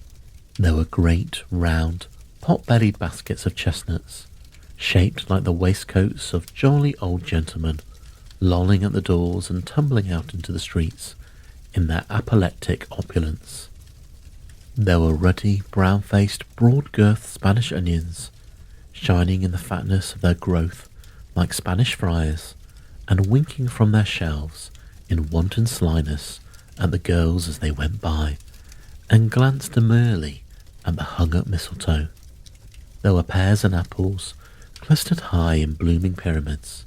There were bunches of grapes made in the shopkeeper's benevolence to dangle from conspicuous hooks that people's mouths might water gratis as they passed, while there were piles of filberts, mossy and brown, and recalling in their fragrance ancient walks among the woods and pleasant shuffling ankle-deep through withered leaves. There were Norfolk biffins, squat and swarthy, setting off the yellow of the oranges and lemons, and in the great compactness of their juicy persons, urgently entreating and beseeching to be carried home in paper bags and eaten after dinner. The very gold and silver fish set forth among these choice fruits in a bowl, though members of a dull and stagnant blooded race appeared to know that there was something going on, and to a fish went gasping round and round their little world in slow and passionless excitement. The grocers, oh the grocers, nearly closed with perhaps 2 shutters down, all one, but through those gaps such glimpses. It was not alone that the scales descending on the counter made a merry sound, or that the twine and roller parted company so briskly, or that the canisters were rattled up and down like juggling tricks, or even that the blended scents of tea and coffee were so grateful to the nose, or even that the raisins were so plentiful and rare, the almonds so extremely white, the sticks of cinnamon so long and straight, and the other spices so delicious, the candied fruits so caked and spotted with malted sugar as to make the coldest lookers-on feel faint and subsequently bilious. Nor was it that the figs were moist and pulpy, or that the French plums blushed in modest tartness through their highly decorated boxes, or that everything was good to eat and in its Christmas dress, but the customers were all so hurried and so eager in the hopeful promise of the day that they tumbled up against each other at the door, crashing their wicker baskets wildly, and left their purchases upon the counter, and came running back to fetch them, and committed hundreds of the like mistakes in the best humour possible, while the grocer and his people were so frank and fresh that the polished hearts with which they fastened their aprons behind might have been their own. They were worn outside for general inspection and for Christmas doors to peck at if they chose. But soon the steeples called good people all to church and chapel, and away they came, flocking through the streets in their best clothes and with their gayest faces. And at the same time they emerged from scores of by-streets, lanes, and nameless turnings, innumerable people carrying their dinners to the baker's shop. The sight of these poor revellers appeared to interest the spirit very much, for he stood with Scrooge beside him in a baker's doorway, and taking off the covers as their bearers passed, sprinkled incense on their dinners from his torch. And it was a very uncommon kind of torch, for once or twice when they were angry, words between some dinner carriers who had jostled each other, he shed a few drops of water on them from it, and their good humour was restored directly, for they said it was a shame to quarrel upon Christmas Day, and so it was. God love it, so it was. In time the bells ceased, and the bakers were shut up, and yet there was a genial shadowing forth of all these dinners, and the progress of their cooking, in the thawed blotch of wet above each baker's oven, where the pavement smoked as if stones were cooking too. "Is there a peculiar flavour in what you sprinkle from your torch?" asked Scrooge. "There is, my own." "Would it apply to any kind of dinner on this day?" asked Scrooge. "To any kindly given, to a poor one most." "Why to a poor one most?" asked Scrooge. "Because it needs it most, Spirit," said Scrooge after a moment's thought. "I wonder you, of all the beings in the many worlds about us, should desire to cramp these people's opportunities of innocent enjoyment." "I?" cried the Spirit. "You would deprive them of their means of dining every seventh day, often the only day on which they can be said to dine at all," said Scrooge. "Wouldn't you?" "I?" cried the Spirit. "You seek to close these places on the seventh day," said Scrooge, "and it comes to the same thing." "I seek?" exclaimed the Spirit. "Forgive me if I am wrong. It has been done in your name, or at least of that of your family," said Scrooge. "There are some upon this earth of yours," returned the Spirit, "who lay claim to know us, who do their deeds of passion, pride, ill will, hatred, envy, bigotry, and selfishness in our name, who are as strange to us and all our kith and kin as if they had never lived. Remember that, and charge their doings on themselves, not us." Scrooge promised that he would, and they went on, invisible as they had been before, into the suburbs of the town. It was a remarkable quality of the ghost, which Scrooge had observed at the baker's, that notwithstanding his gigantic size, he could accommodate himself to any place with ease, and that he stood beneath a low roof quite as gracefully and like a supernatural creature as it was possible he could have done in any lofty hall. And perhaps it was the pleasure the good Spirit had in showing off this power of his, or else it would have been his own kind, generous, hearty nature, and his sympathy with all poor men, that led him straight to Scrooge's clerks. For there he went, and took Scrooge with him, holding to his robe, and on the threshold of the door the Spirit smiled, and stopped to bless Bob Cratchit's dwelling with the sprinkling of his torch. Think of that. Bob had 15 bob a week himself. He pocketed on Saturdays the 15 copies of his Christian name, and yet the ghost of Christmas present blessed his 4-room house. Then up rose Mrs. Cratchit, Cratchit's wife, dressed out but poorly in a twice-turned gown, but brave in ribbons, which are cheap and made a goodly show for sixpence, as she laid the cloth, assisted by Belinda Cratchit, second of her daughters, also brave in ribbons, while Master Peter Cratchit plunged a fork into the saucepan of potatoes, and getting the corners of his monstrous shirt collar, Bob's private property conferred upon his son and heir in honour of the day, into his mouth, rejoiced to find himself so gallantly attired, and yearned to show his linen in the fashionable parks.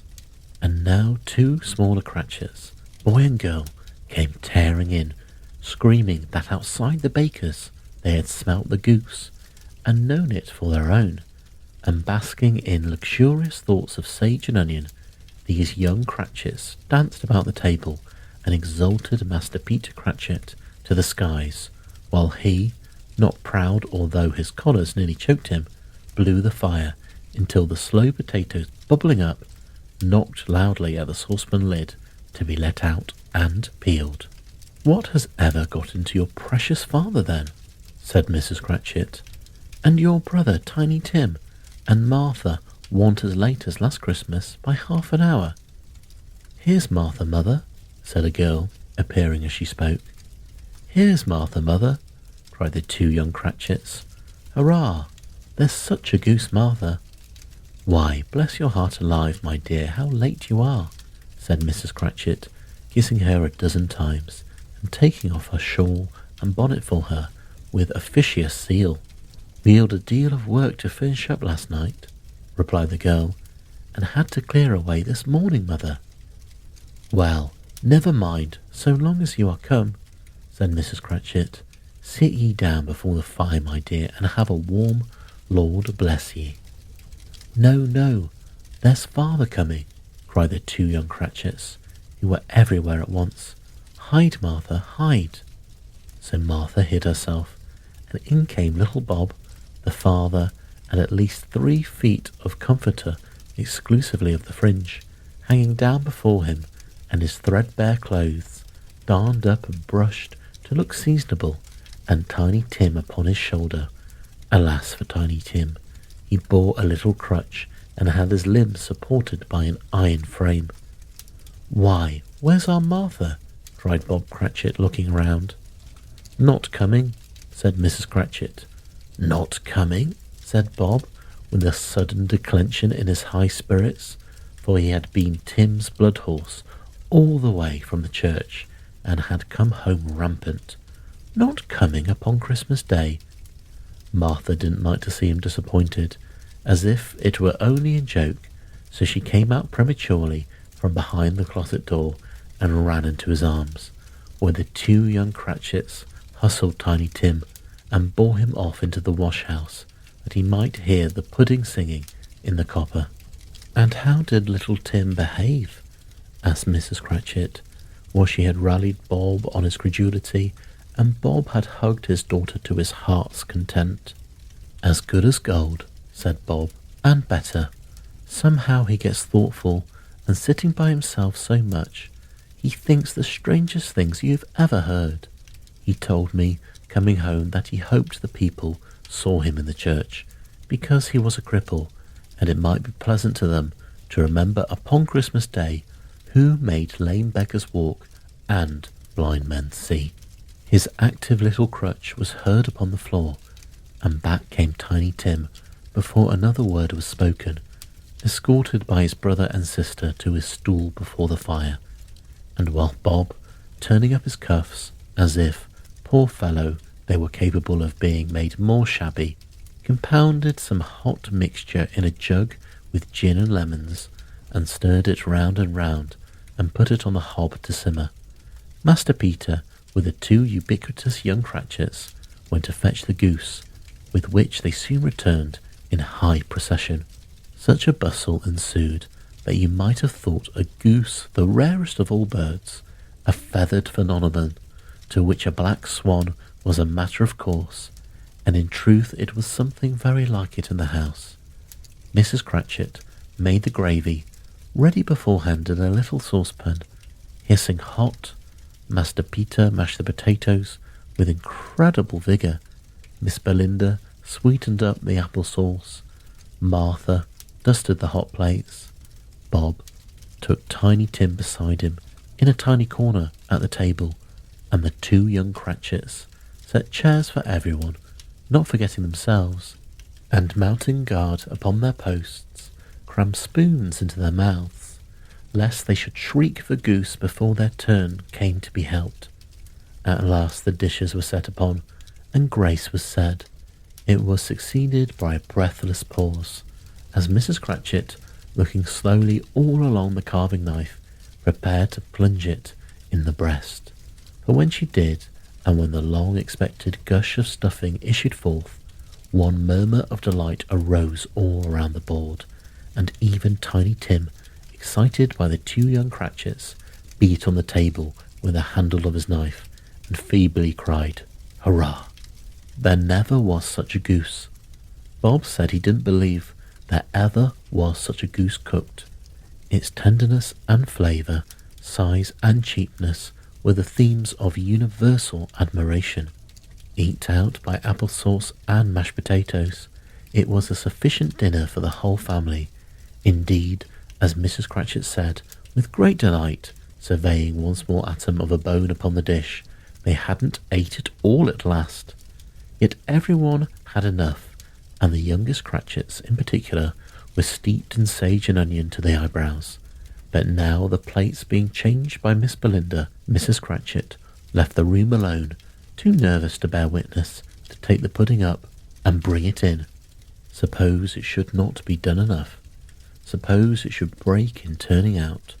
Suppose somebody should have got over the wall of the backyard and stolen it, while they were merry with the goose, a supposition at which the two young Cratchits became livid. All sorts of horrors were supposed.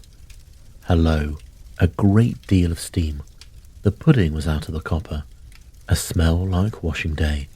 But the cloth, a smell like an eating house and a pastry cook's next door to each other, with a laundress's next door to that. That was the pudding. In half a minute, Mrs. Cratchit entered, flushed but smilingly proud, with the pudding, like a speckled cannonball so hard and firm, blazing in half a quartern of ignited brandy, and bedight with Christmas holly stuck into the top. Oh, a wonderful pudding, Bob Cratchit said, and calmly too, that he regarded it as the greatest success achieved by Mrs. Cratchit since their marriage. Mrs. Cratchit said that now the weight was off her mind, she would confess she had her doubts about the quantity of flour. Everybody had something to say about it, but nobody said or thought it was at all a small pudding for a large family. It would have been flat heresy to do so. Any Cratchit would have blushed to hint at such a thing. At last the dinner was all done. The cloth was cleared, the hearth was swept, the fire was made up. The compound in the jug being tasted and considered perfect, apples and oranges were put upon the table, and a shovel full of chestnuts on the fire. Then all the Cratchit family drew round the hearth, in what Bob Cratchit called a circle, meaning half a one, and at Bob Cratchit's elbow stood the family display of glass, 2 tumblers, and a custard top without a handle. These held the hot stuff from the jug, however, as well as golden goblets would have done, and Bob served it out with beaming looks, while the chestnuts on the fire sputtered and cracked noisily. Then Bob proposed, "A Merry Christmas to us all, my dears. God bless us all," which all the family re-echoed. "God bless us, everyone," said Tiny Tim, the last of all. He sat very close to his father's side upon his little stool. Bob held his withered little hand in his, as if he loved the child and wished to keep him by his side, and dreaded that he might be taken from him. "Spirit," said Scrooge, with an interest he had never felt before, "tell me if Tiny Tim will live." "I see a vacant seat," replied the ghost, in the poor chimney corner, and a crutch without an owner, carefully preserved. If these shadows remain unaltered by the future, the child will die. No, no, said Scrooge. Oh no, kind spirit, say he will be spared. If these shadows remain unaltered by the future, none other of my race, returned the ghost, will find him here. What then? He will be like to die. He'd better do it and decrease the surplus population. Scrooge hung his head to hear his own words quoted by the spirit, and was overcome with penitence and grief. Man, said the ghost, if man you be in heart, not adamant, forbear that wicked cant until you have discovered what the surplus is, and where it is. Will you decide what men shall live, and what men shall die? It may be that in the sight of heaven you are more worthless and less fit to live than millions like this poor man's child. O God, to hear the insect on the leaf pronouncing on the too much life among his hungry brothers in the dust. Scrooge bent before the ghost's rebuke, and trembling cast his eyes upon the ground, but he raised them speedily on hearing his own name. Mr. Scrooge, said Bob, I give you Mr. Scrooge, the founder of the feast. The founder of the feast indeed, cried Mrs. Cratchit, reddening. I wish I had him here. I'd give him a piece of my mind to feast upon, and I hope he would have a good appetite for it. My dear, said Bob, the children, Christmas Day. It should be Christmas Day, I'm sure, said she, on which one drinks the health of such an odious, stingy, hard and feeling man as Mr. Scrooge. You know he is, Robert.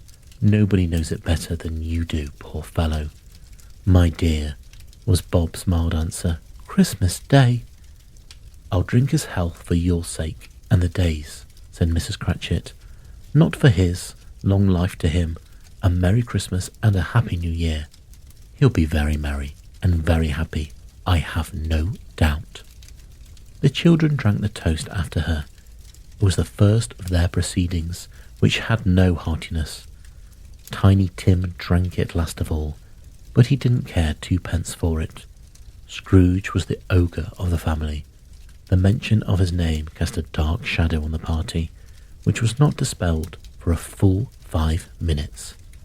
After it had passed away, they were 10 times merrier than before, from the mere relief of Scrooge the baleful being done with. Bob Cratchit told them how he had a situation in his eye for Master Peter, who would bring in, if obtained, full 5 and 6pence weekly. The 2 young Cratchits laughed tremendously at the idea of Peter's being a man of business, and Peter himself looked thoughtfully at the fire from between his collars, as if he was deliberating what particular investments he should favour when he came into the receipt of the bewildering income. Martha, who was a poor apprentice at a milliner's, then told them what kind of work she had to do, and how many hours she worked at a stretch, and how she meant to lie abed in tomorrow morning for a good long rest, tomorrow being a holiday she passed at home. Also how she had seen a countess and a lord some days before, and how the lord was much about as tall as Peter, at which Peter pulled up his collar so high that you couldn't have seen his head if you had been there. All this time the chestnuts and the jug went round and by they had a song about a lost child travelling in the snow, from Tiny Tim, who had a plaintive little voice and sang it very well indeed. There was nothing of high mark in this. They were not a handsome family, they were not well dressed, their shoes were far from being waterproof, their clothes were scanty, and Peter might have known, and very likely did, the inside of a pawnbroker's. But they were happy, grateful, pleased with one another, and contented with the time, and when they faded, and looked happier yet in the bright sprinklings of the spirit's torch at parting, Scrooge had his eye upon them, and especially on Tiny Tim, until the last. By this time it was getting dark, and snowing pretty heavily, and as Scrooge and the spirit went along the streets, the brightness of the roaring fires in kitchens and parlours and all sorts of rooms were wonderful. Here the flickering of the blaze showed preparations for a cosy dinner, with hot plates baking through and through before the fire, and deep red curtains ready to be drawn to shut out cold and darkness. There all the children of the house were running out into the snow to meet their married sisters, brothers, cousins, uncles, aunts, and to be the first to greet them. Here again were shadows on the window blind of guests assembling, and there were a group of handsome girls, all hooded and fur-booted, and all chattering at once, tripped lightly off to some near neighbour's house, where, woe upon the single man who saw them enter, artful witches well they knew it, in a glow. But if you had judged from the numbers of people on their way to friendly gatherings, you might have thought that no one was at home to give their welcome when they got there. Instead of every house expecting company and piling up its fires half chimney high, blessings on it, how the ghost exulted, how it bared its breadth of breast and opened its capacious palm and floated on, outpouring with a generous hand its bright and harmless mirth on everything within its reach. The very lamplighter who ran on before, dotting the dusky street with specks of light, and who dressed to spend the evening somewhere, laughed out loudly as the spirit passed, though little kenned the lamplighter that he had any company but Christmas. And now, without a word of warning from the ghost, they stood upon a bleak and desert moor, where monstrous masses of rude stone were cast about, as though it were the burial place of giants, and water spread itself wherever so it listed, or would have done so, but for the frost that held it prisoner, and nothing grew but moss and furze, and coarse rank grass. Down in the west the setting sun had left a streak of fiery red, which glared upon the desolation for an instant like a sullen eye, and frowning lower yet, was lost in the thick gloom of darkest night. "Where is this place?" asked Scrooge. "A place where miners live, who labour in the bowels of the earth," returned the spirit. "But they know me. See." A light shone from the window of a hut, and swiftly they advanced towards it, passing through the wall of mud and stone, and found a cheerful company assembled round a glowing fire. An old man and woman with their children, and their children's children, and another generation beyond that, all decked out gaily in their holiday attire. The old man, in a voice that seldom rose above the howling of the wind upon the barren waste, was singing them a Christmas song. It had been a very old song when he was a boy. From time to time they all joined in the chorus. So surely as they raised their voices, the old man got quite blithe and loud, and so surely as they stopped, his vigour sank again. The spirit did not tarry here, but bade Scrooge hold his robe, and passing above the moor, sped whither? Not to see, to see. To Scrooge's horror, looking back, he saw the last of the land, a frightful range of rocks behind him, and his ears were deafened by the thundering of water, as if it rolled and roared and raged among the dreadful caverns it had worn, and fiercely tried to undermine the earth. Built upon a dismal reef of sunken rocks, some league or so from shore, on which the waters chafed and dashed the wild year through, there stood a solitary lighthouse. Great heaps of seaweed clung to its base, and storm birds, born of the wind, one might suppose, as seaweed of the water, rose and fell about it, like the waves they skimmed. But even here, two men who watched the light had made a fire, that through the loophole in the thick stone wall shed out a ray of brightness on the awful sea. Joining their horny hands over the rough table at which they sat, they wished each other Merry Christmas in their can of grog, and one of them, the elder too, with his face all damaged and scarred with hard weather, as the figurehead of an old ship might be, struck up a sturdy song that was like a gale in itself. Again the ghost sped up above the bleak and black sea, on and on, being far away as he told Scrooge from any shore they lighted on a ship. They stood beside the helmsman at the wheel, the lookout in the bow, the officers who had the watch, dark ghostly figures in their several stations, but every man among them hummed a Christmas tune, or had a Christmas thought, or spoke below his breath to his companion of some bygone Christmas day, with homeward hopes belonging to it, and every man on board, waking or sleeping, good or bad, who had a kinder word for another on that day than on any day in the year, and had shared to some extent in its festivities, and had remembered those he cared for at a distance, and he had known that they were delighted to remember him. It was a great surprise to Scrooge, while listening to the moaning of the wind, and thinking what a solemn thing it was to move on through the lonely darkness over an unknown abyss whose depths were secrets as profound as death. It was a great surprise to Scrooge, while thus engaged, to hear a hearty laugh.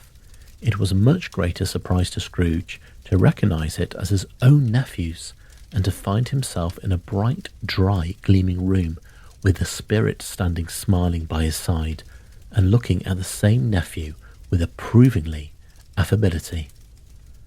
"Ha ha," laughed Scrooge's nephew. "Ha ha ha. If you should happen by any likely chance to know a man more blessed and a laugh than Scrooge's nephew, all I can say is, I should like to know him too. Introduce him to me, and I'll cultivate his acquaintance." It is a fair, even-handed, noble adjustment of things, and while there is infection in disease and sorrow, there is nothing in the world so irresistibly contagious as laughter and good humour.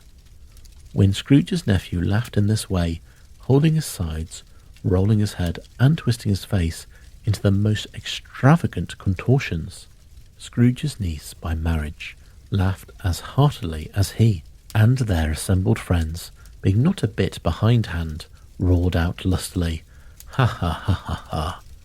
"He said that Christmas was a humbug, as I live," cried Scrooge's nephew. "He believed it too." "More shame for him, Fred," said Scrooge's niece indignantly. "Bless those women, they never do anything by halves. They are always in earnest."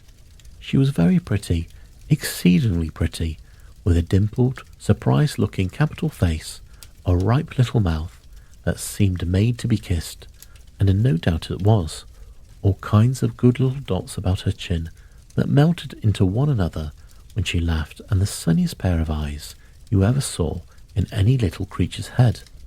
Altogether, she was what you would have called provokingly, you know, but satisfactory too. Oh, perfectly satisfactory. "He's a comical old fellow," said Scrooge's nephew. "That's the truth, and not so pleasant as he might be. However, his offences carry their own punishment. I have nothing to say against him." "I'm sure he is very rich, Fred," hinted Scrooge's niece. "At least you always tell me so." "What of that, my dear?" said Scrooge's nephew. "His wealth is of no use to him. He don't do any good with it. He don't make himself comfortable with it.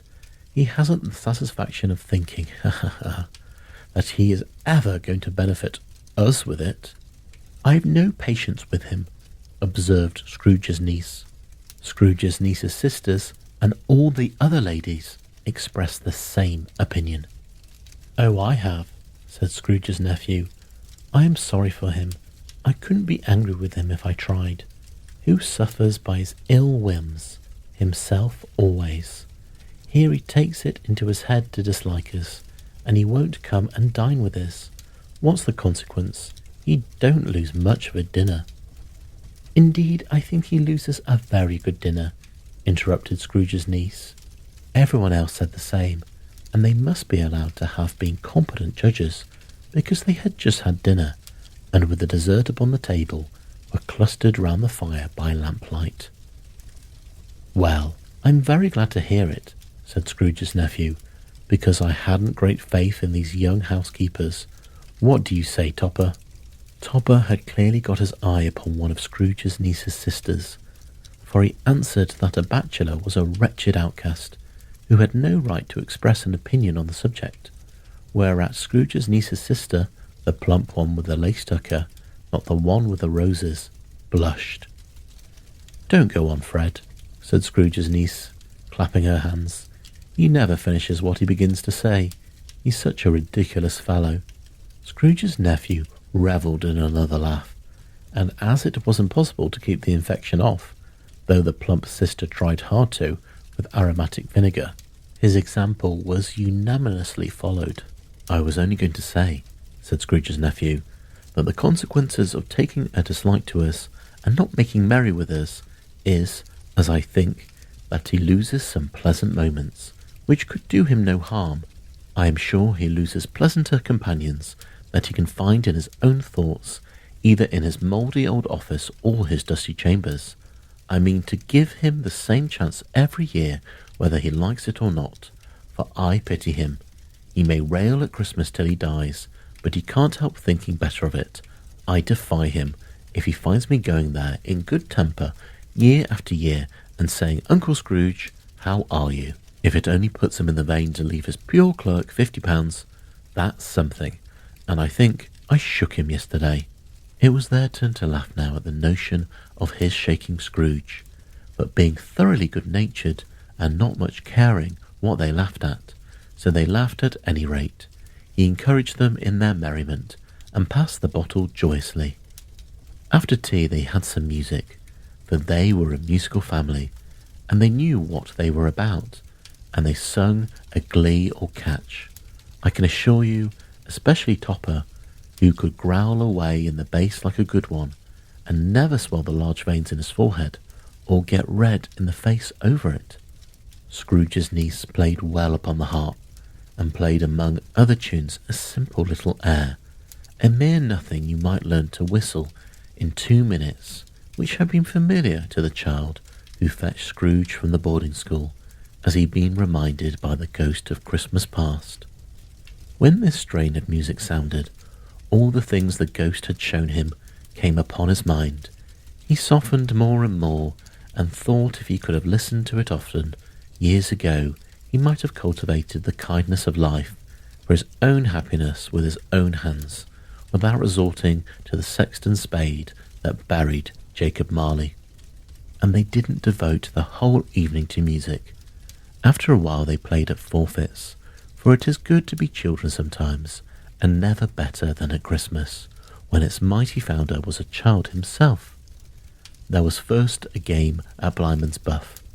Of course there was. And I no more believe Topper was really blind than I believe he had eyes in his boots.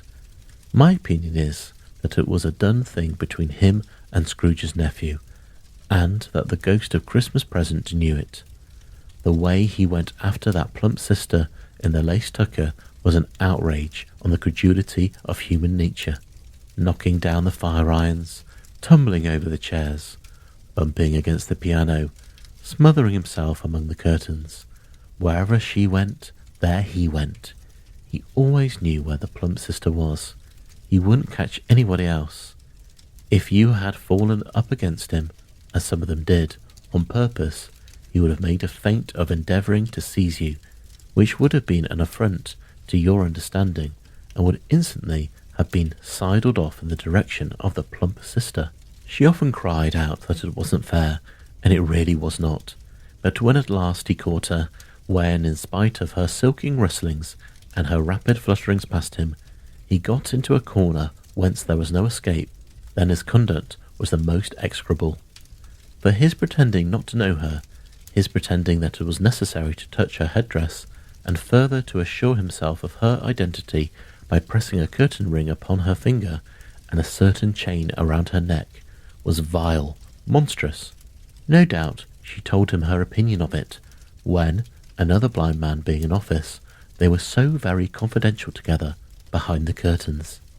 Scrooge's niece was not one of the blind man Buff's party, but was made comfortable with a large chair and a footstool in a snug corner, where the ghost and Scrooge were close behind her, but she joined in the forfeits and loved her love to admiration with all the letters of the alphabet. Likewise at the game of how, when and where, she was very great, and to the secret joy of Scrooge's nephew, beat her sisters hollow, though they were sharp girls too, as Topper would have told you. There might have been 20 people there, young and old, but they all played, and so did Scrooge, for wholly forgetting in the interest he had in what was going on, that his voice made no sound in their ears. He sometimes came out with a guess quite loud, and very often quite right too. For the sharpest needle, best Whitechapel, warranted not to cut in the eye, was not sharper than Scrooge blunt, as he took in his head to be. The ghost was greatly pleased to find him in this mood, and looked upon him with such favour that he begged like a boy to be allowed to stay until the guests departed. But this, the spirit said, could not be done. "Here is a new game," said Scrooge. "Only half an hour, spirit. Only one." It was a game called Yes and No, where Scrooge's nephew had to think of something, and the rest might find out what. He only answering to their questions yes or no, as the case was. The brisk fire of the questioning, to which he was exposed, elicited from him that he was thinking of an animal, a live animal, rather than a disagreeable animal, a savage animal, an animal that growled and grunted sometimes, and talked sometimes, and lived in London, and walked about the streets, and wasn't made a show of, and wasn't led by anybody, and didn't live in a menagerie, and was never killed in a market, and was not a horse, or an ass, or a bull, or a cow, or a tiger, or a dog, or a pig, or a cat, or a bear.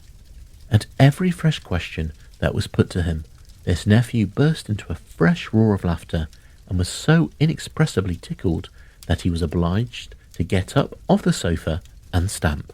At last the plump sister, falling into a similar state, cried out, "I've found it out. I know what it is, Fred. I know what it is." "What is it?" cried Fred. "It's your Uncle Scrooge." Which it certainly was. Admiration was the universal sentiment, though some objected that the reply to, "Is it a bear?"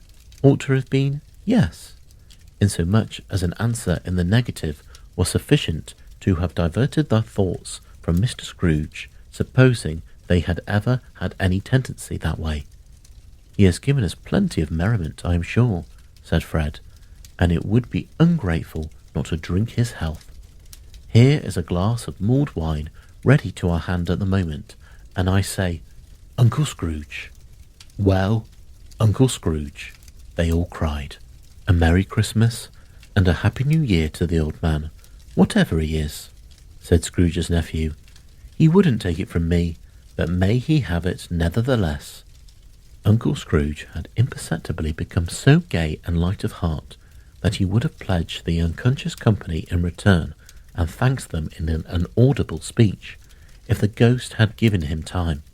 But the whole scene passed off in the breath of the last word spoken by his nephew, and he and the spirit were again upon their travels. Much they saw and far they went, and many homes they visited, but always with a happy end. The spirit stood beside sick beds, and they were cheerful, on foreign lands, and they were close at home, by struggling men, and they were patient in their greater hope, by poverty, and it was rich, in almshouse, hospital, and jail, in misery's every refuge, where vain men, in his little authority, had made fast the door and barred the spirit out. He left his blessing and taught Scrooge his precepts. It was a long night, if it were only a night, but Scrooge had his doubts of this, because the Christmas holidays appeared to be condensed into the space of time they passed together. It was strange, too, that while Scrooge remained unaltered in his outward form, the ghost grew older, clearly older. Scrooge had observed this change, but never spoke of it, until they left a children's 12th night party, when, looking at the spirit, as they stood together in an open place, he noticed that its hair was grey. "Are spirits' lives so short?" asked Scrooge. "My life upon this globe is very brief," replied the ghost. "It ends tonight." "Tonight?" cried Scrooge. "To-night at midnight. Hark, the time is drawing near." The chimes were ringing the 11:03 at the moment. "Forgive me if I'm not justified in what I ask," said Scrooge, looking intently at the spirit's robe, "but I see something strange, and not belonging to yourself, protruding from your skirts. Is it a foot, or a claw?" "It might be a claw, for the flesh there is upon it," said the spirit's soulful reply. "Look here." From the foldings of its robe, it brought 2 children, wretched, abject, frightful, hideous, and miserable. They knelt down at its feet and clung upon the outside of its garment. "Oh man, look here down here," exclaimed the ghost. There was a boy and girl, yellow, meagre, ragged, scowling, wolfish, but prostrate too in their humility, where graceful youth should have filled their features out and touched them with its freshest tints.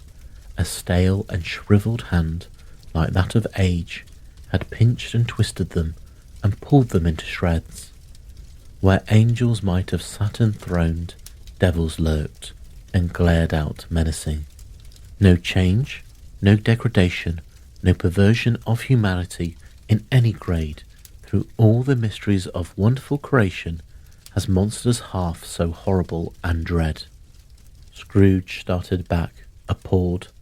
Having them shown to him in this way, he tried to say they were fine children, but the words choked themselves, rather than be parties to a lie of such enormous magnitude. "Spirit, are they yours?" Scrooge could say no more. "They are man's," said the spirit, looking down upon them, "and they cling to me, appealing from their fathers. This boy is ignorance, this girl is want. Beware them both and all their degree, but most of all beware this boy, for his brow I have seen written which is doom, unless the writing be erased. Deny it," cried the spirit, stretching out its hand towards the city. "Slander those who tell it ye, admit it for your factitious purposes, and make it worse, and bide the end." "Have you no refuge or resource?" cried Scrooge.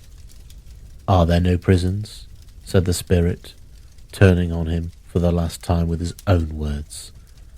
"Are there no workhouses?" The bell struck 12.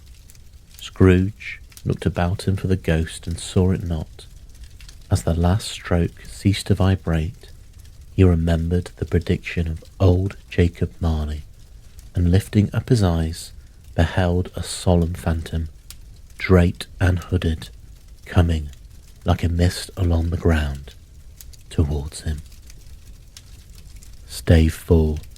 The last of the spirits. The phantom slowly, gravely, silently approached. When it came near him, Scrooge bent down upon his knee, for in the very air through which the spirit moved, it seemed to scatter gloom and mystery. It was shrouded in a deep black garment which concealed its head, its face, its form, and left nothing of it visible save one outstretched hand. But for this it would have been difficult to detach its figure from the night and separate it from the darkness by which it was surrounded. He felt that it was tall and stately when it came beside him, and that its mysterious presence filled him with a solemn dread. He knew no more, for the spirit neither spoke nor moved. "Am I in the presence of the ghost of Christmas yet to come?" said Scrooge. The spirit answered not, but pointed onwards with its hand. "You are about to show me shadows of the things that have not happened, but will happen in the time before us," Scrooge pursued. "Is that so, spirit?" The upper portion of the garment was contracted for an instant in its folds, as if the spirit had inclined its head. That was the only answer he received.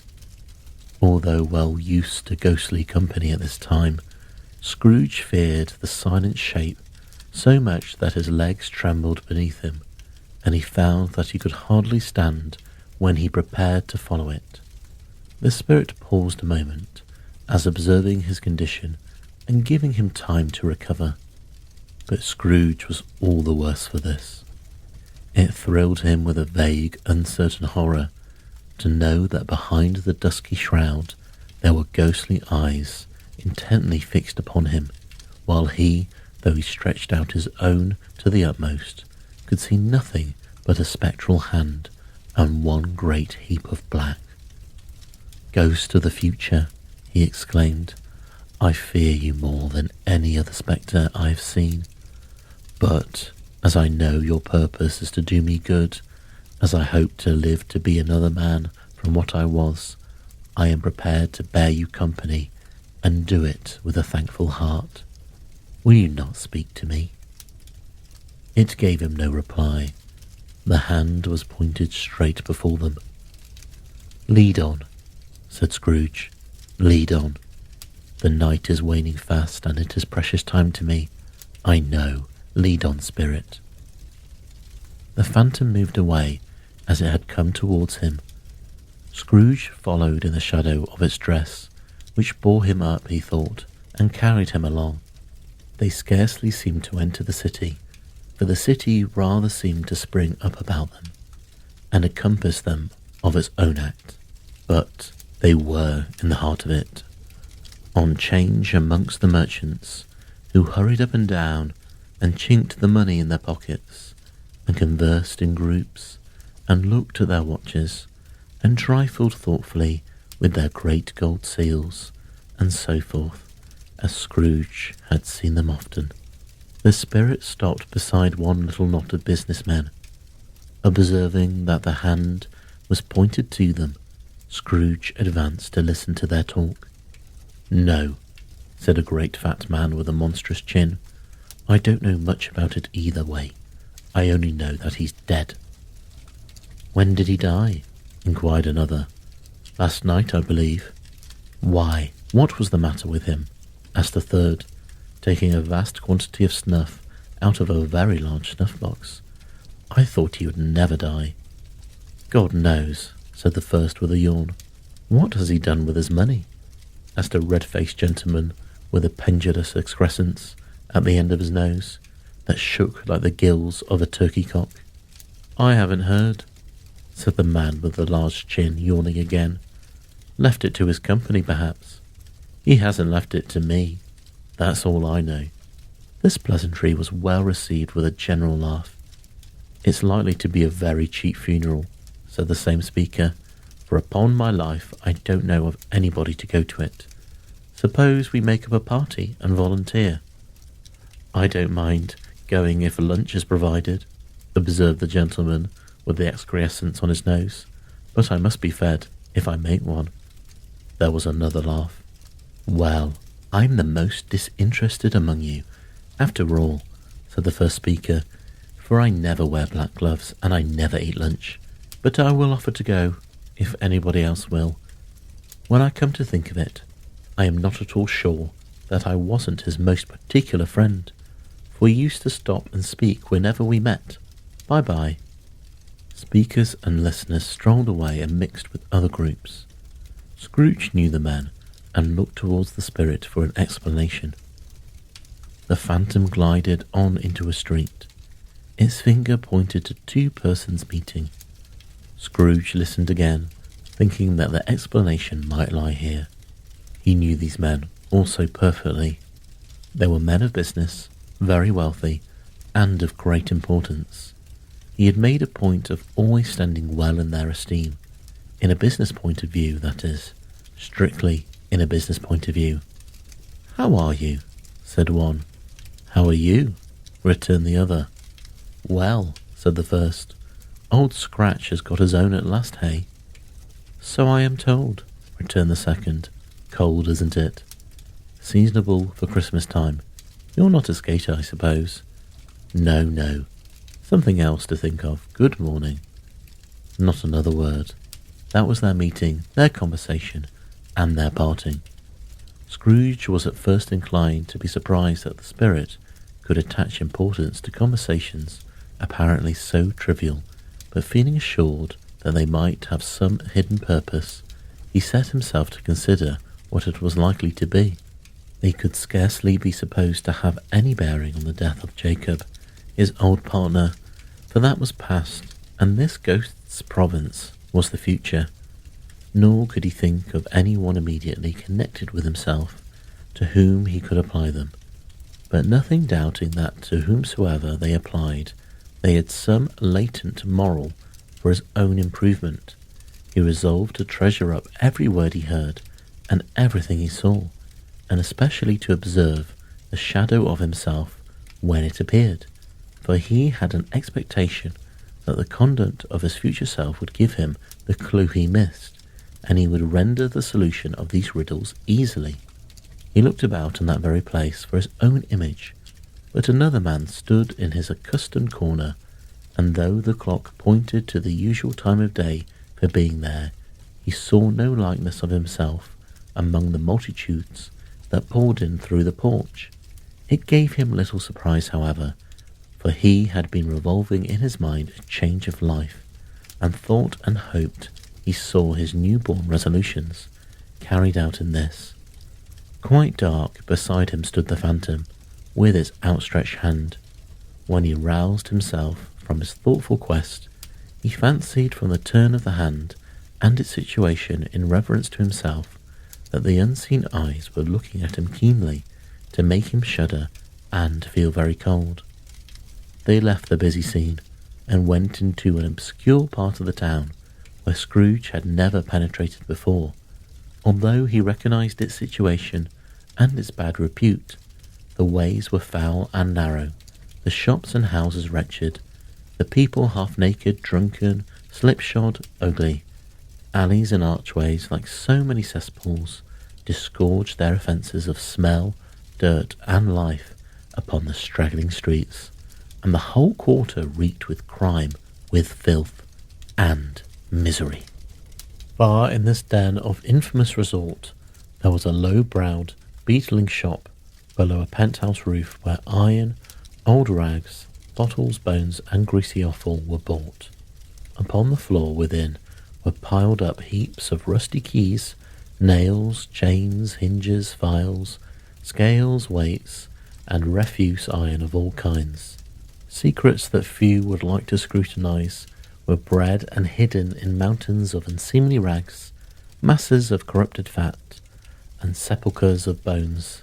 Sitting in among the wares he dealt in, by a charcoal stove made of old bricks, was a grey-haired rascal, nearly 70 years of age, who had screened himself from the cold air without by a frowsy curtaining of miscellaneous tatters hung upon a line, and smoked his pipe in all the luxury of a calm retirement.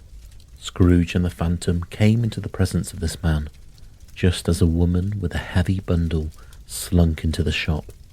She had scarcely entered when another woman, similarly laden, came in too, and she was closely followed by a man in faded black, who was no less startled by the sight of them than they had been upon the recognition of each other.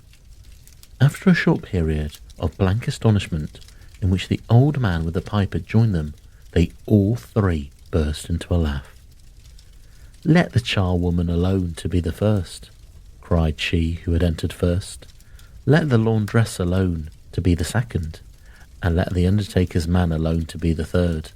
Look here, old Joe, here's a chance, if we haven't all three met here without meaning it." "You couldn't have met in a better place," said old Joe, removing his pipe from his mouth. "Come into the parlour. You were made free of it long ago, you know, and the other two ain't strangers. Stop till I shut the door of the shop, how it streaks. They ain't such a rusty bit of metal in the place as its own hinges, I believe, and I'm sure there's no such old bones here as mine.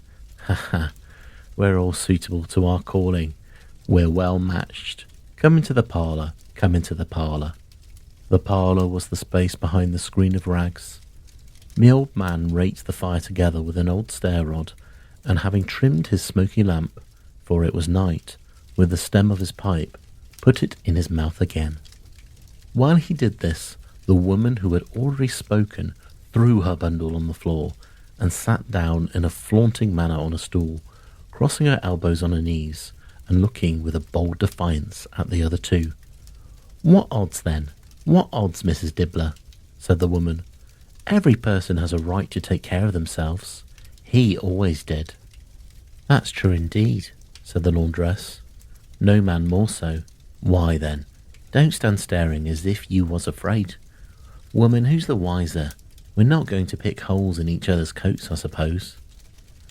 "No, indeed," said Mrs. Dibbler and the man together. "We should hope not." "Very well, then," cried the woman.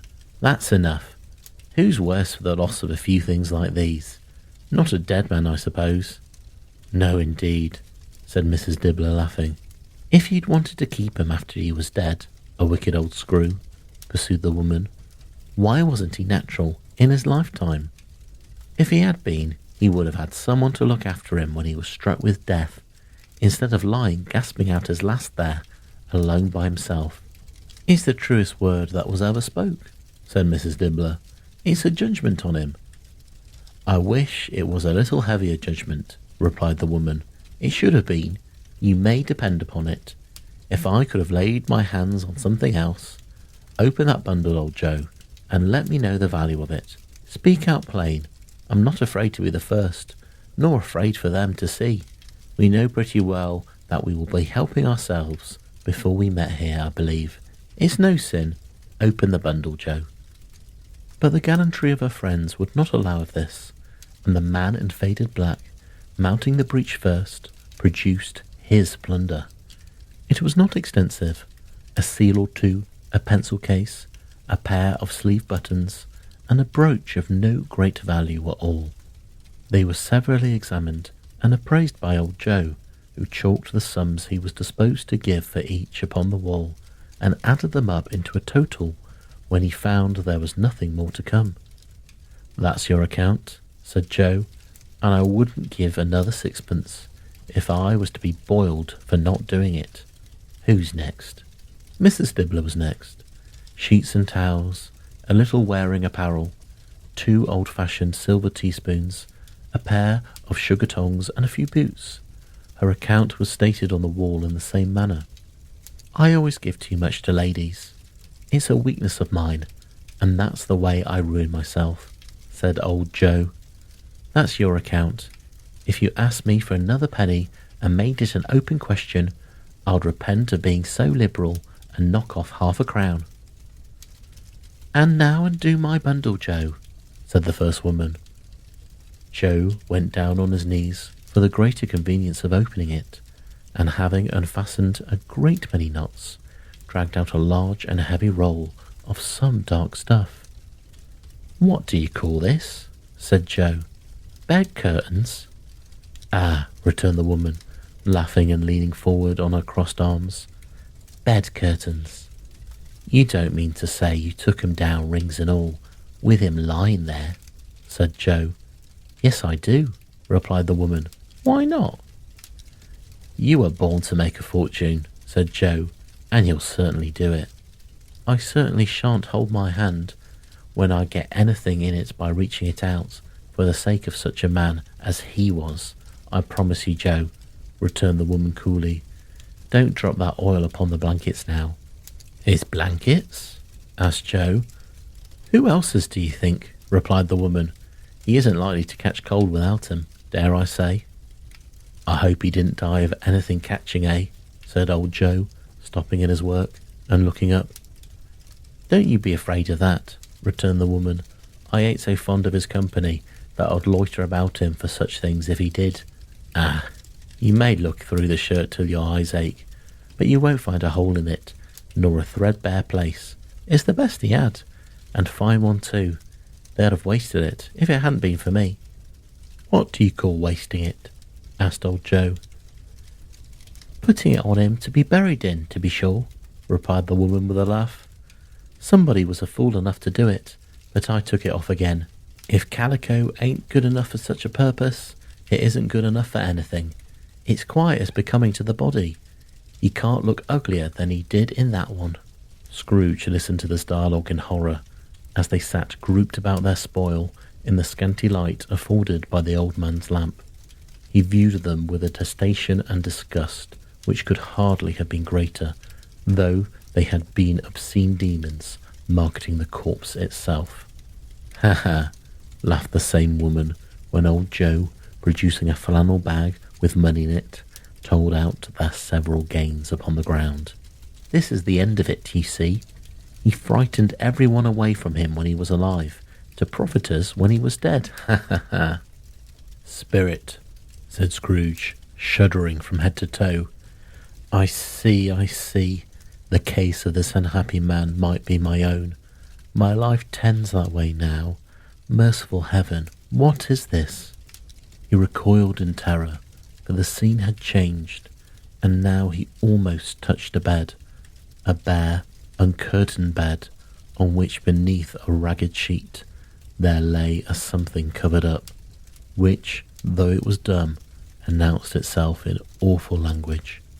The room was very dark, too dark to be observed with any accuracy, though Scrooge glanced round it in obedience to a secret impulse, anxious to know what kind of room it was. A pale light, rising in the outer air, fell straight upon the bed, and on it, plundered and bereft, unwatched, unwept, uncared for, was the body of this man. Scrooge glanced towards the phantom. Its steady hand was pointed to the head. The cover was so carelessly adjusted that the slightest raising of it, the motion of a finger upon Scrooge's part, would have disclosed the face. He thought of it, felt how easy it would be to do, and longed to do it, but had no more power to withdraw the veil than to dismiss the spectre at his side. O cold, cold, rigid, dreadful death, set upon thine altar here, and dress it with such terrors as thou hast at thy command, for this is thy dominion. But of the loved, revered, and honoured head thou canst not turn one hair to thy dread purposes, or make one feature odious. It is not that the hand is heavy and will fall down when released. It is not that the heart and pulse are still, but that the hand was open, generous and true, the heart brave, warm and tender, and the pulse a man's. Strike, shadow, strike, and see his good deeds springing from the wound, to sow the world with life immortal.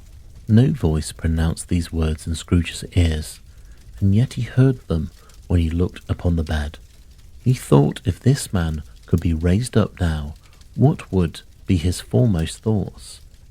Avarice, hard dealing, griping cares, they have brought him to a rich end, truly. He lay in the dark empty house with not a man, a woman, or a child, to say that he was kind to me in this or that, and for the memory of one kind word I will be kind to him. A cat was tearing at the door, and there was a sound of gnawing rats beneath the hearthstone. What they wanted in the room of death, and why they were so restless and disturbed, Scrooge did not dare to think. "Spirit," he said, "this is a fearful place. In leaving it, I shall not leave its lesson. Trust me, let us go." Still the ghost pointed with an unmoved finger to the head. "I understand you," Scrooge returned. "I would do it if I could, but I have not the power, Spirit. I have not the power." Again it seemed to look upon him. "If there is any person in the town who feels emotion caused by this man's death," said Scrooge, quite agonized, "show that person to me, Spirit. I beseech you." The phantom spread its dark robe before him for a moment, like a wing, and withdrawing it, revealed a room by daylight, where a mother and her children were. She was expecting someone, and with anxious eagerness, for she walked up and down the room, started at every sound, looked out from the window, glanced at the clock, tried, but in vain, to work with her needle, and could hardly bear the voices of the children in their play. At length the long-expected knock was heard. She hurried to the door and met her husband, a man whose face was careworn and depressed, though he was young. There was a remarkable expression in it now, a kind of serious delight of which he felt ashamed, and which he struggled to repress. He sat down to the dinner that had been hoarding for him by the fire, and when she asked him faintly what news, which was not until after a long silence, he appeared embarrassed how to answer. "It is good," she said, "or bad?" to help him. "Bad," he answered. "We are quite ruined?" "No, there is hope yet, Caroline." "If he relents," she said, amazed, "there is. Nothing is past hope. If such a miracle has happened." "He is past relenting," said her husband. "He is dead." She was a mild and patient creature, if her face spoke truth, but she was thankful in her soul to hear it, and she said so with clasped hands. She prayed forgiveness the next moment and was sorry, but the first was the emotion of her heart. "What the drunken half-woman who I told you of last night said to me when I tried to see him and obtain a week's delay, and what I thought was a mere excuse to avoid me, turns out to have been quite true. He was not only very ill, but dying then. To whom will our debt be transferred? I don't know, but before that time we shall be ready with the money, and even though we are not, it would be bad fortune indeed to find so merciless a creditor in his successor. We may sleep tonight with light hearts, Caroline." Yes, soften it as they would, the hearts were lighter. The children's faces, hushed and clustered round to hear what they so little understood, were brighter, and it was a happier house for this man's death. The only emotion that the ghost could show him, caused by the event, was one of pleasure. "Let me see some tenderness connected with a death," said Scrooge, "or that dark chamber spirit, which we just left now, will be for ever present to me." The ghost conducted him through several streets familiar to his feet, and as they went along, Scrooge looked here and there to find himself, but nowhere was he to be seen. They entered poor Bob Cratchit's house, the dwelling he had visited before, and found the mother and the children sitting round the fire. Quiet, very quiet. The noisy little Cratchits were all still as statues in one corner, and sat up looking at Peter, who had a book before him. The mother and her daughters were engaged in sewing, but surely they were very quiet. And he took a child and set him in the midst of them. Where had Scrooge heard these words? He had not dreamed them. The boy must have read them out. As he and the spirit crossed the threshold, why did he not go on? The mother laid her work upon the table and put her hand up to her face. "The colour hurts my eyes," she said. "The colour. Ah, poor Tiny Tim." "They're better now again," said Cratchit's wife. "It makes them weak by candlelight, and I wouldn't show weak eyes to your father when he comes home for the world. It must be near his time." "Past it, rather," Peter answered, shutting up his book. "But I think he has walked a little slower than he used to, these few last evenings, Mother." They were very quiet again.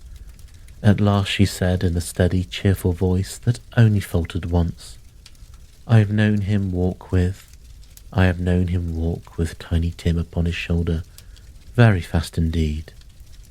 "And so have I," cried Peter, "often." "And so have I," explained another. "So had all."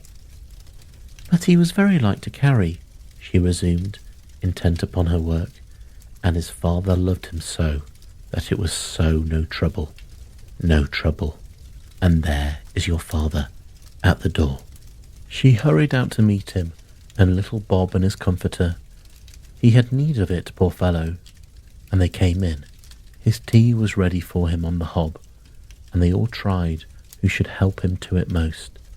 Then the two young Cratchits got upon his knees and laid each child a little cheek against his face, as if they said, "Don't mind it, father, don't be grieved." Bob was very cheerful with them, and spoke pleasantly to all the family. He looked at the work upon the table and praised the industry and speed of Mrs. Cratchit and the girls. They would be done long before Sunday, he said. Sunday? You went today then, Robert? Yes, my dear, returned Bob. I wish you could have gone. It would have done you good to see how green a place it is. But you'll see it often. I promised him that I would walk there on a Sunday. My little child, cried Bob. My little child. He broke down all at once. He couldn't help it. If he could have helped it, he and his child would have been farther apart, perhaps, than they were. He left the room and went upstairs into the room above, which was lightened carefully and hung with Christmas. There was a chair set close beside the child, and there were signs of someone having been there lately. Poor Bob sat down in it, and when he had thought a little and composed himself, he kissed the little face. He was reconciled to what had happened, and went down again quite happy. They drew around the fire and talked, the girls and mother working still. Bob told them of the extraordinary kindness of Mr. Scrooge's nephew, whom he had scarcely seen but once, and who, meeting him in the street that day, and seeing that he looked a little, just a little down, you know, said Bob, inquired what had happened to distress him. On which, said Bob, for he is the pleasantest of spoken gentlemen you have ever heard, I told him, I am heartily sorry for it, Mr. Cratchit, he said, and heartily sorry for your good wife. By the by, how he ever knew that, I don't know. Knew what, my dear? Why, that you are a good wife, replied Bob. Everybody knows that, said Peter. Well observed, my boy, cried Bob. I hope they do. Heartily sorry, he said, for your good wife. If I can be of service to you in any way, he said, giving me his card, that's where I live. Pray come to me. Now it wasn't, cried Bob, for the sake of anything he might be able to do for us, so much as for his kind way, that this was quite delightful. It really seemed as if he had known our Tiny Tim and felt with us. I am sure he is a good soul, said Mrs. Cratchit. You would be surer of it, my dear, returned Bob, if you saw and spoke to him. I shouldn't at all be surprised, mark what I say, if he got Peter a better situation. Only hear that, Peter, said Mrs. Cratchit. And then, cried one of the girls, Peter will be keeping company with someone and setting up for himself. Get along with you, retorted Peter, grinning. It's just as likely as not, said Bob. One of these days, though there's plenty of time for it, my dear, but however and whenever we part from one another, I'm sure we shall none of us forget poor Tiny Tim, shall we, or this first parting that there were among us. Never, father, cried them all. And I know, said Bob, I know, my dears, when we recollect how patient and how mild he was, although he was a little child, we shall not quarrel easily among ourselves, and forget poor Tiny Tim in doing it. No, never, father, they all cried again. I am very happy, said little Bob. I am very happy. Mrs. Cratchit kissed him, his daughters kissed him, the two young Cratchits kissed him, and Peter and himself shook hands. Spirit of Tiny Tim, thy childish essence was from God. Spectre, said Scrooge, something informs me that our parting moment is at hand. I know it, but I know not how. Tell me what man that was whom we saw lying dead. The ghost of Christmas yet to come conveyed him as before, though at a different time he thought. Indeed, there seemed no order in these latter visions, save that they were in the future, into the resorts of business men, but showed him not himself. Indeed, the spirit did not stay for anything, but went straight on, as to end just now desired, until besought by Scrooge to tarry for a moment. This court, said Scrooge, through which we hurry now, is where my place of occupation is, and has been for a length of time. I see the house. Let me behold what I see in days to come. The spirit stopped. A hand was pointed elsewhere. "The house is yonder," Scrooge exclaimed. "Why do you point away?" The inexorable finger underwent no change. Scrooge hastened to the window of his office and looked in. It was an office still, but not his. The furniture was not the same, and the figure in the chair was not himself. The phantom pointed as before. He joined it once again, and wondering why and whither he had gone, accompanied it until they reached an iron gate. He paused to look round before entering. A churchyard. Here, then, the wretched man whose name he had now to learn lay underneath the ground. It was a worthy place, walled in by houses, overrun by grass and weeds, the growth of vegetation's death, not life, choked up with too much burying, fat with repleted appetite. A worthy place. The spirit stood among the graves and pointed down to one. He advanced towards it trembling. The phantom was exactly as it had been, but he dreaded that he saw new meaning in its solemn shape. "Before I draw nearer to that stone to which you point," said Scrooge, "answer me one question. Are these the shadows of things that will be, or the shadows of things that may be only?" Still the ghost pointed downward to the grave by which it stood. "Men's courses will foreshadow certain ends, to which, if preserved in, they must lead," said Scrooge. "But if the courses be departed from, ends will change. Say it thus, with what you show me." The spirit was immovable as ever. Scrooge crept towards it, trembling as he went, following the finger, read upon the stone of the neglected grave his own name, Ebenezer Scrooge. "Am I that man who lay upon the bed?" he cried upon his knees. The finger pointed from the grave to him and back again. "No, spirit, oh no, no." The finger still was there. "Spirit," he cried, tightly clutching at its robe, "hear me. I am not the man I was. I will not be the man I must have been, but for this intercourse. Why show me this, if I am past all hope?" For the first time, the hand appeared to shake. "Good spirit," he pursued, as down upon the ground he fell before it. "Your nature intercedes for me and pities me. Assure me that I yet may change these shadows you have shown me by an altered life." The kind hand trembled. "I will honour Christmas in my heart, and I will try and keep it all the year. I will live in the past, the present, and the future. The spirits of all three shall strive within me.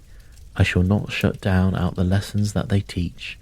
Oh, tell me I may sponge away the writing on this stone." In his agony he caught the spectral hand. It sought to free itself, but he was strong in his entreaty and detained it. The spirit, stronger yet, repulsed him. Holding up his hands in a last prayer to have his fate reversed, he saw an alteration in the phantom's hood and dress. It shrunk, collapsed, and dwindled down into a bedpost. Stave 5. The end of it. Yes, and the bedpost was his own. The bed was his own, the room was his own.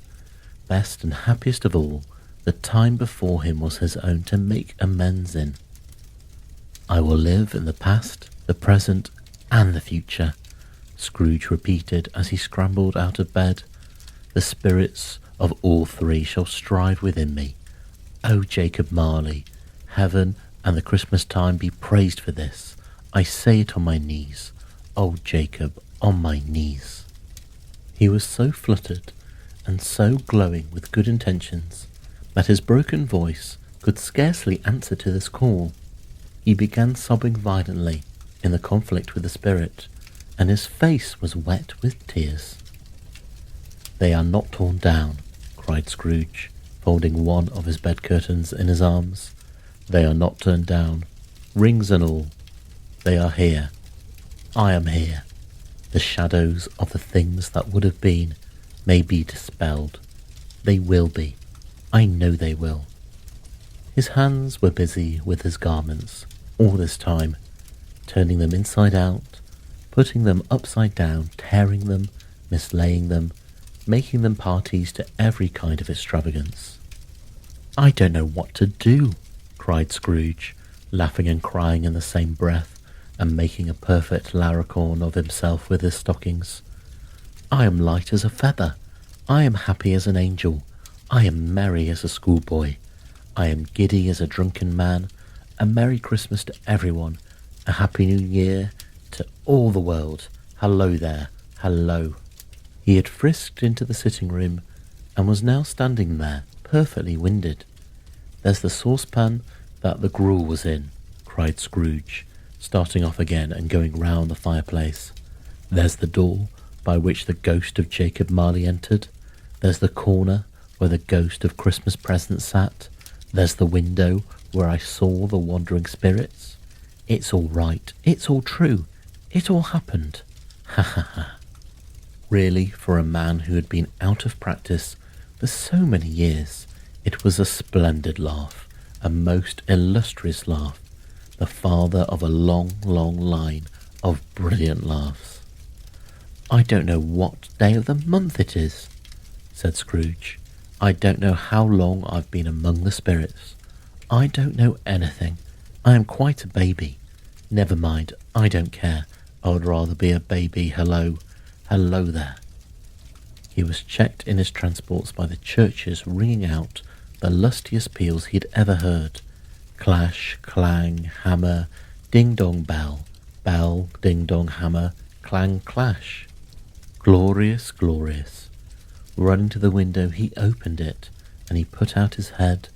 No fog, no mist, clear, bright, jovial, stirring, cold, cold, piping for the blood to dance to. Golden sunlight, heavenly sky, sweet fresh air, merry bells. Oh, glorious, glorious. "What's today?"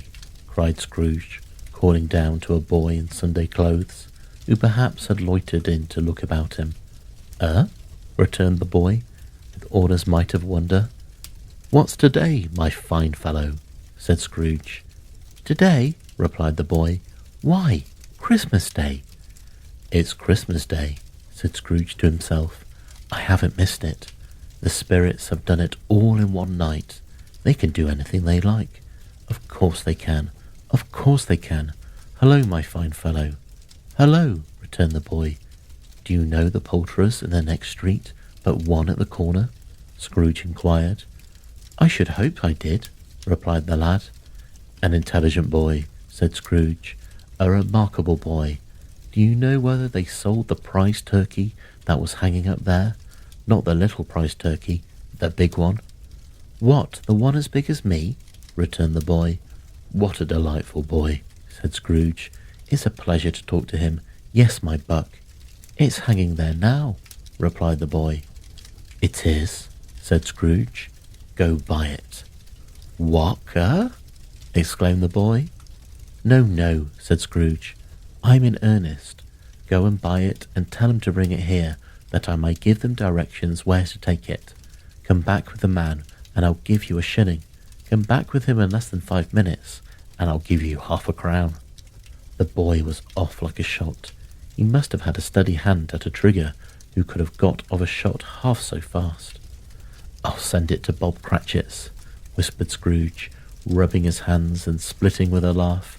"He shan't know who sends it. It's twice the size of Tiny Tim. Joe Miller never made such a joke as sending it to Bob's will be."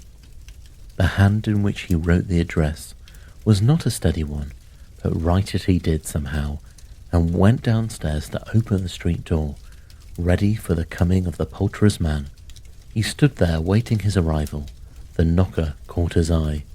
"I shall love it as long as I live," cried Scrooge, patting it with his hand. "I scarcely ever looked at it before, but an honest expression it has on its face. It's a wonderful knocker. Here's the turkey. Hello. How are you? Merry Christmas." It was a turkey. He never could have stood upon his legs, that bird. He would have snapped him off short in a minute, like sticks of sealing wax. "Why, it's impossible to carry that to Camden Town," said Scrooge. "You must have a cab." The chuckle with which he said this, and the chuckle with which he paid for the turkey, and the chuckle with which he paid for the cab, and the chuckle with which he recompensed the boy, were only to be exceeded by the chuckle with which he sat down breathless in his chair again, and chuckled till he cried. Shaving was not an easy task, for his hand continued to shake very much, and shaving requires attention, even when you don't dance while you're at it. But he had cut the end of his nose off. He would have put a piece of sticking plaster over it and been quite satisfied. He dressed himself all in his best, and at last got out into the streets, the smile by this time pouring forth as he had seen them with the ghost of Christmas present, and walking with his hands behind him. Scrooge regarded everyone with a delighted smile. He looked so irresistibly pleasant, in a word, that 3 or 4 good-humoured fellows said, "Good morning, sir, and Merry Christmas to you."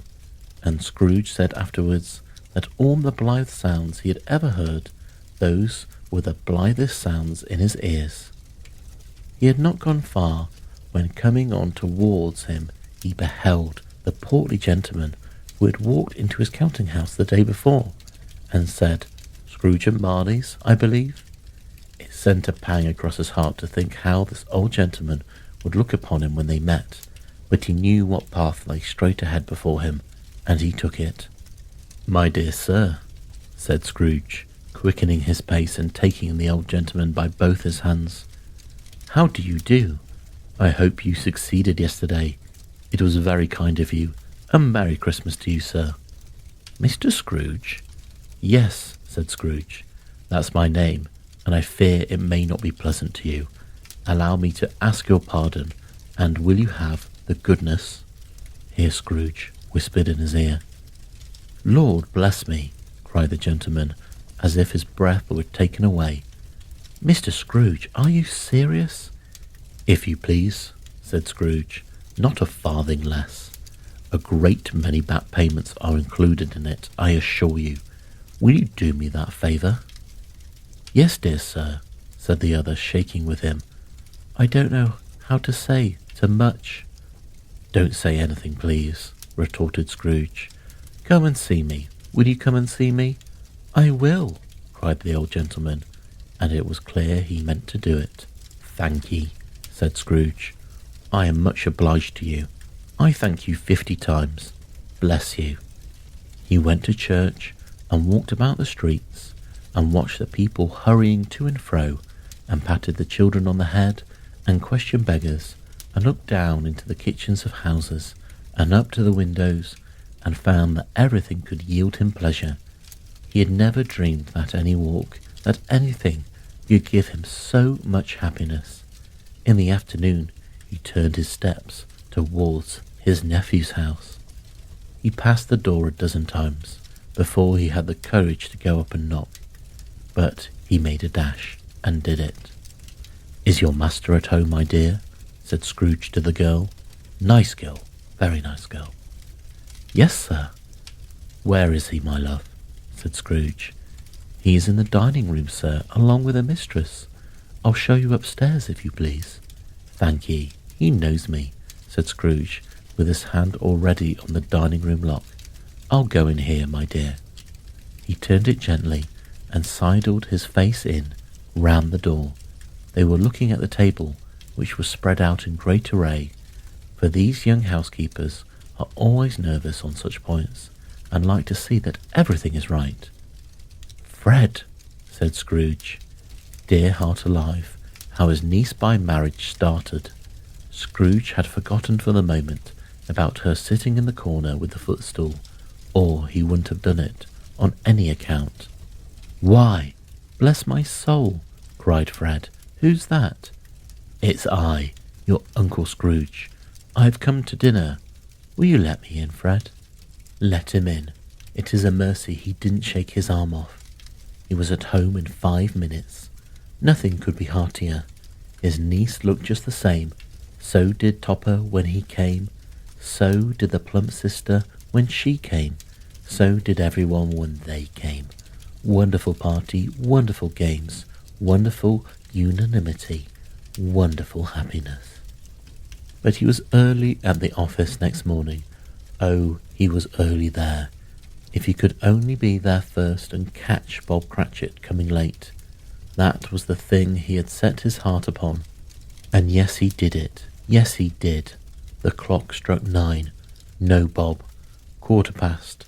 No Bob. He was full 18 minutes and a half behind his time. Scrooge sat with his door wide open that he might see him come into the tank. His hat was off before he opened the door, his comforter too.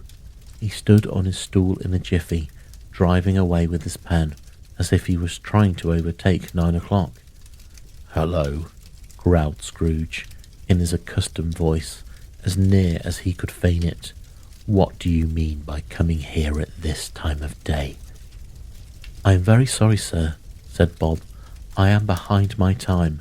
"You are," repeated Scrooge. "Yes, I think you are. Step this way, sir, if you please." "It's only once a year, sir," pleaded Bob, appearing from the tank. "It shall not be repeated. I was making rather merry yesterday, sir." "Now, I will tell you what, my friend," said Scrooge. "I am not going to stand this sort of thing any longer, and therefore," he continued, leaping from his stool and giving Bob such a dig in the waistcoat that he staggered back into the tank again, "and therefore I am about to raise your salary." Bob trembled and got a little nearer to the ruler. He had a momentary idea of knocking Scrooge down with it, holding him and calling to the people in the court for help and a straight waistcoat. "A Merry Christmas, Bob," said Scrooge, with an earnestness that could not be mistaken, as he clapped him on the back. "A merrier Christmas, Bob, my good fellow, that I have given you for many a year. I'll raise your salary and endeavour to assist your struggling family, and we will discuss your affairs this very afternoon over a Christmas bowl of smoking bishop, Bob. Bob, make up the fires and buy another coal scuttle before you dot another I, Bob Cratchit." Scrooge was better than his word. He did it all, and infinitely more. And to Tiny Tim, who did not die, he was a second father. He became as good a friend, as good a master, and as good a man as the good old city knew, or any other good old city, town, or borough in the good old world. Some people laughed to see the alteration in him, but he let them laugh, and little heeded them. For he was wise enough to know that nothing ever happened on this globe for good at which some people did not have their fill of laughter in the outset, and knowing that such as these would be blind anyway, he thought it quite as well that they should wrinkle up their eyes and grins as have the malady in less attractive forms. His own heart laughed, and that was quite enough for him. He had no further intercourse with spirits, but lived upon the total abstinence principle ever afterwards, and it was always said of him that he knew how to keep Christmas well, if any man alive possessed the knowledge. May that be truly said of us, and all of us. And so, as Tiny Tim observed, God bless us, everyone.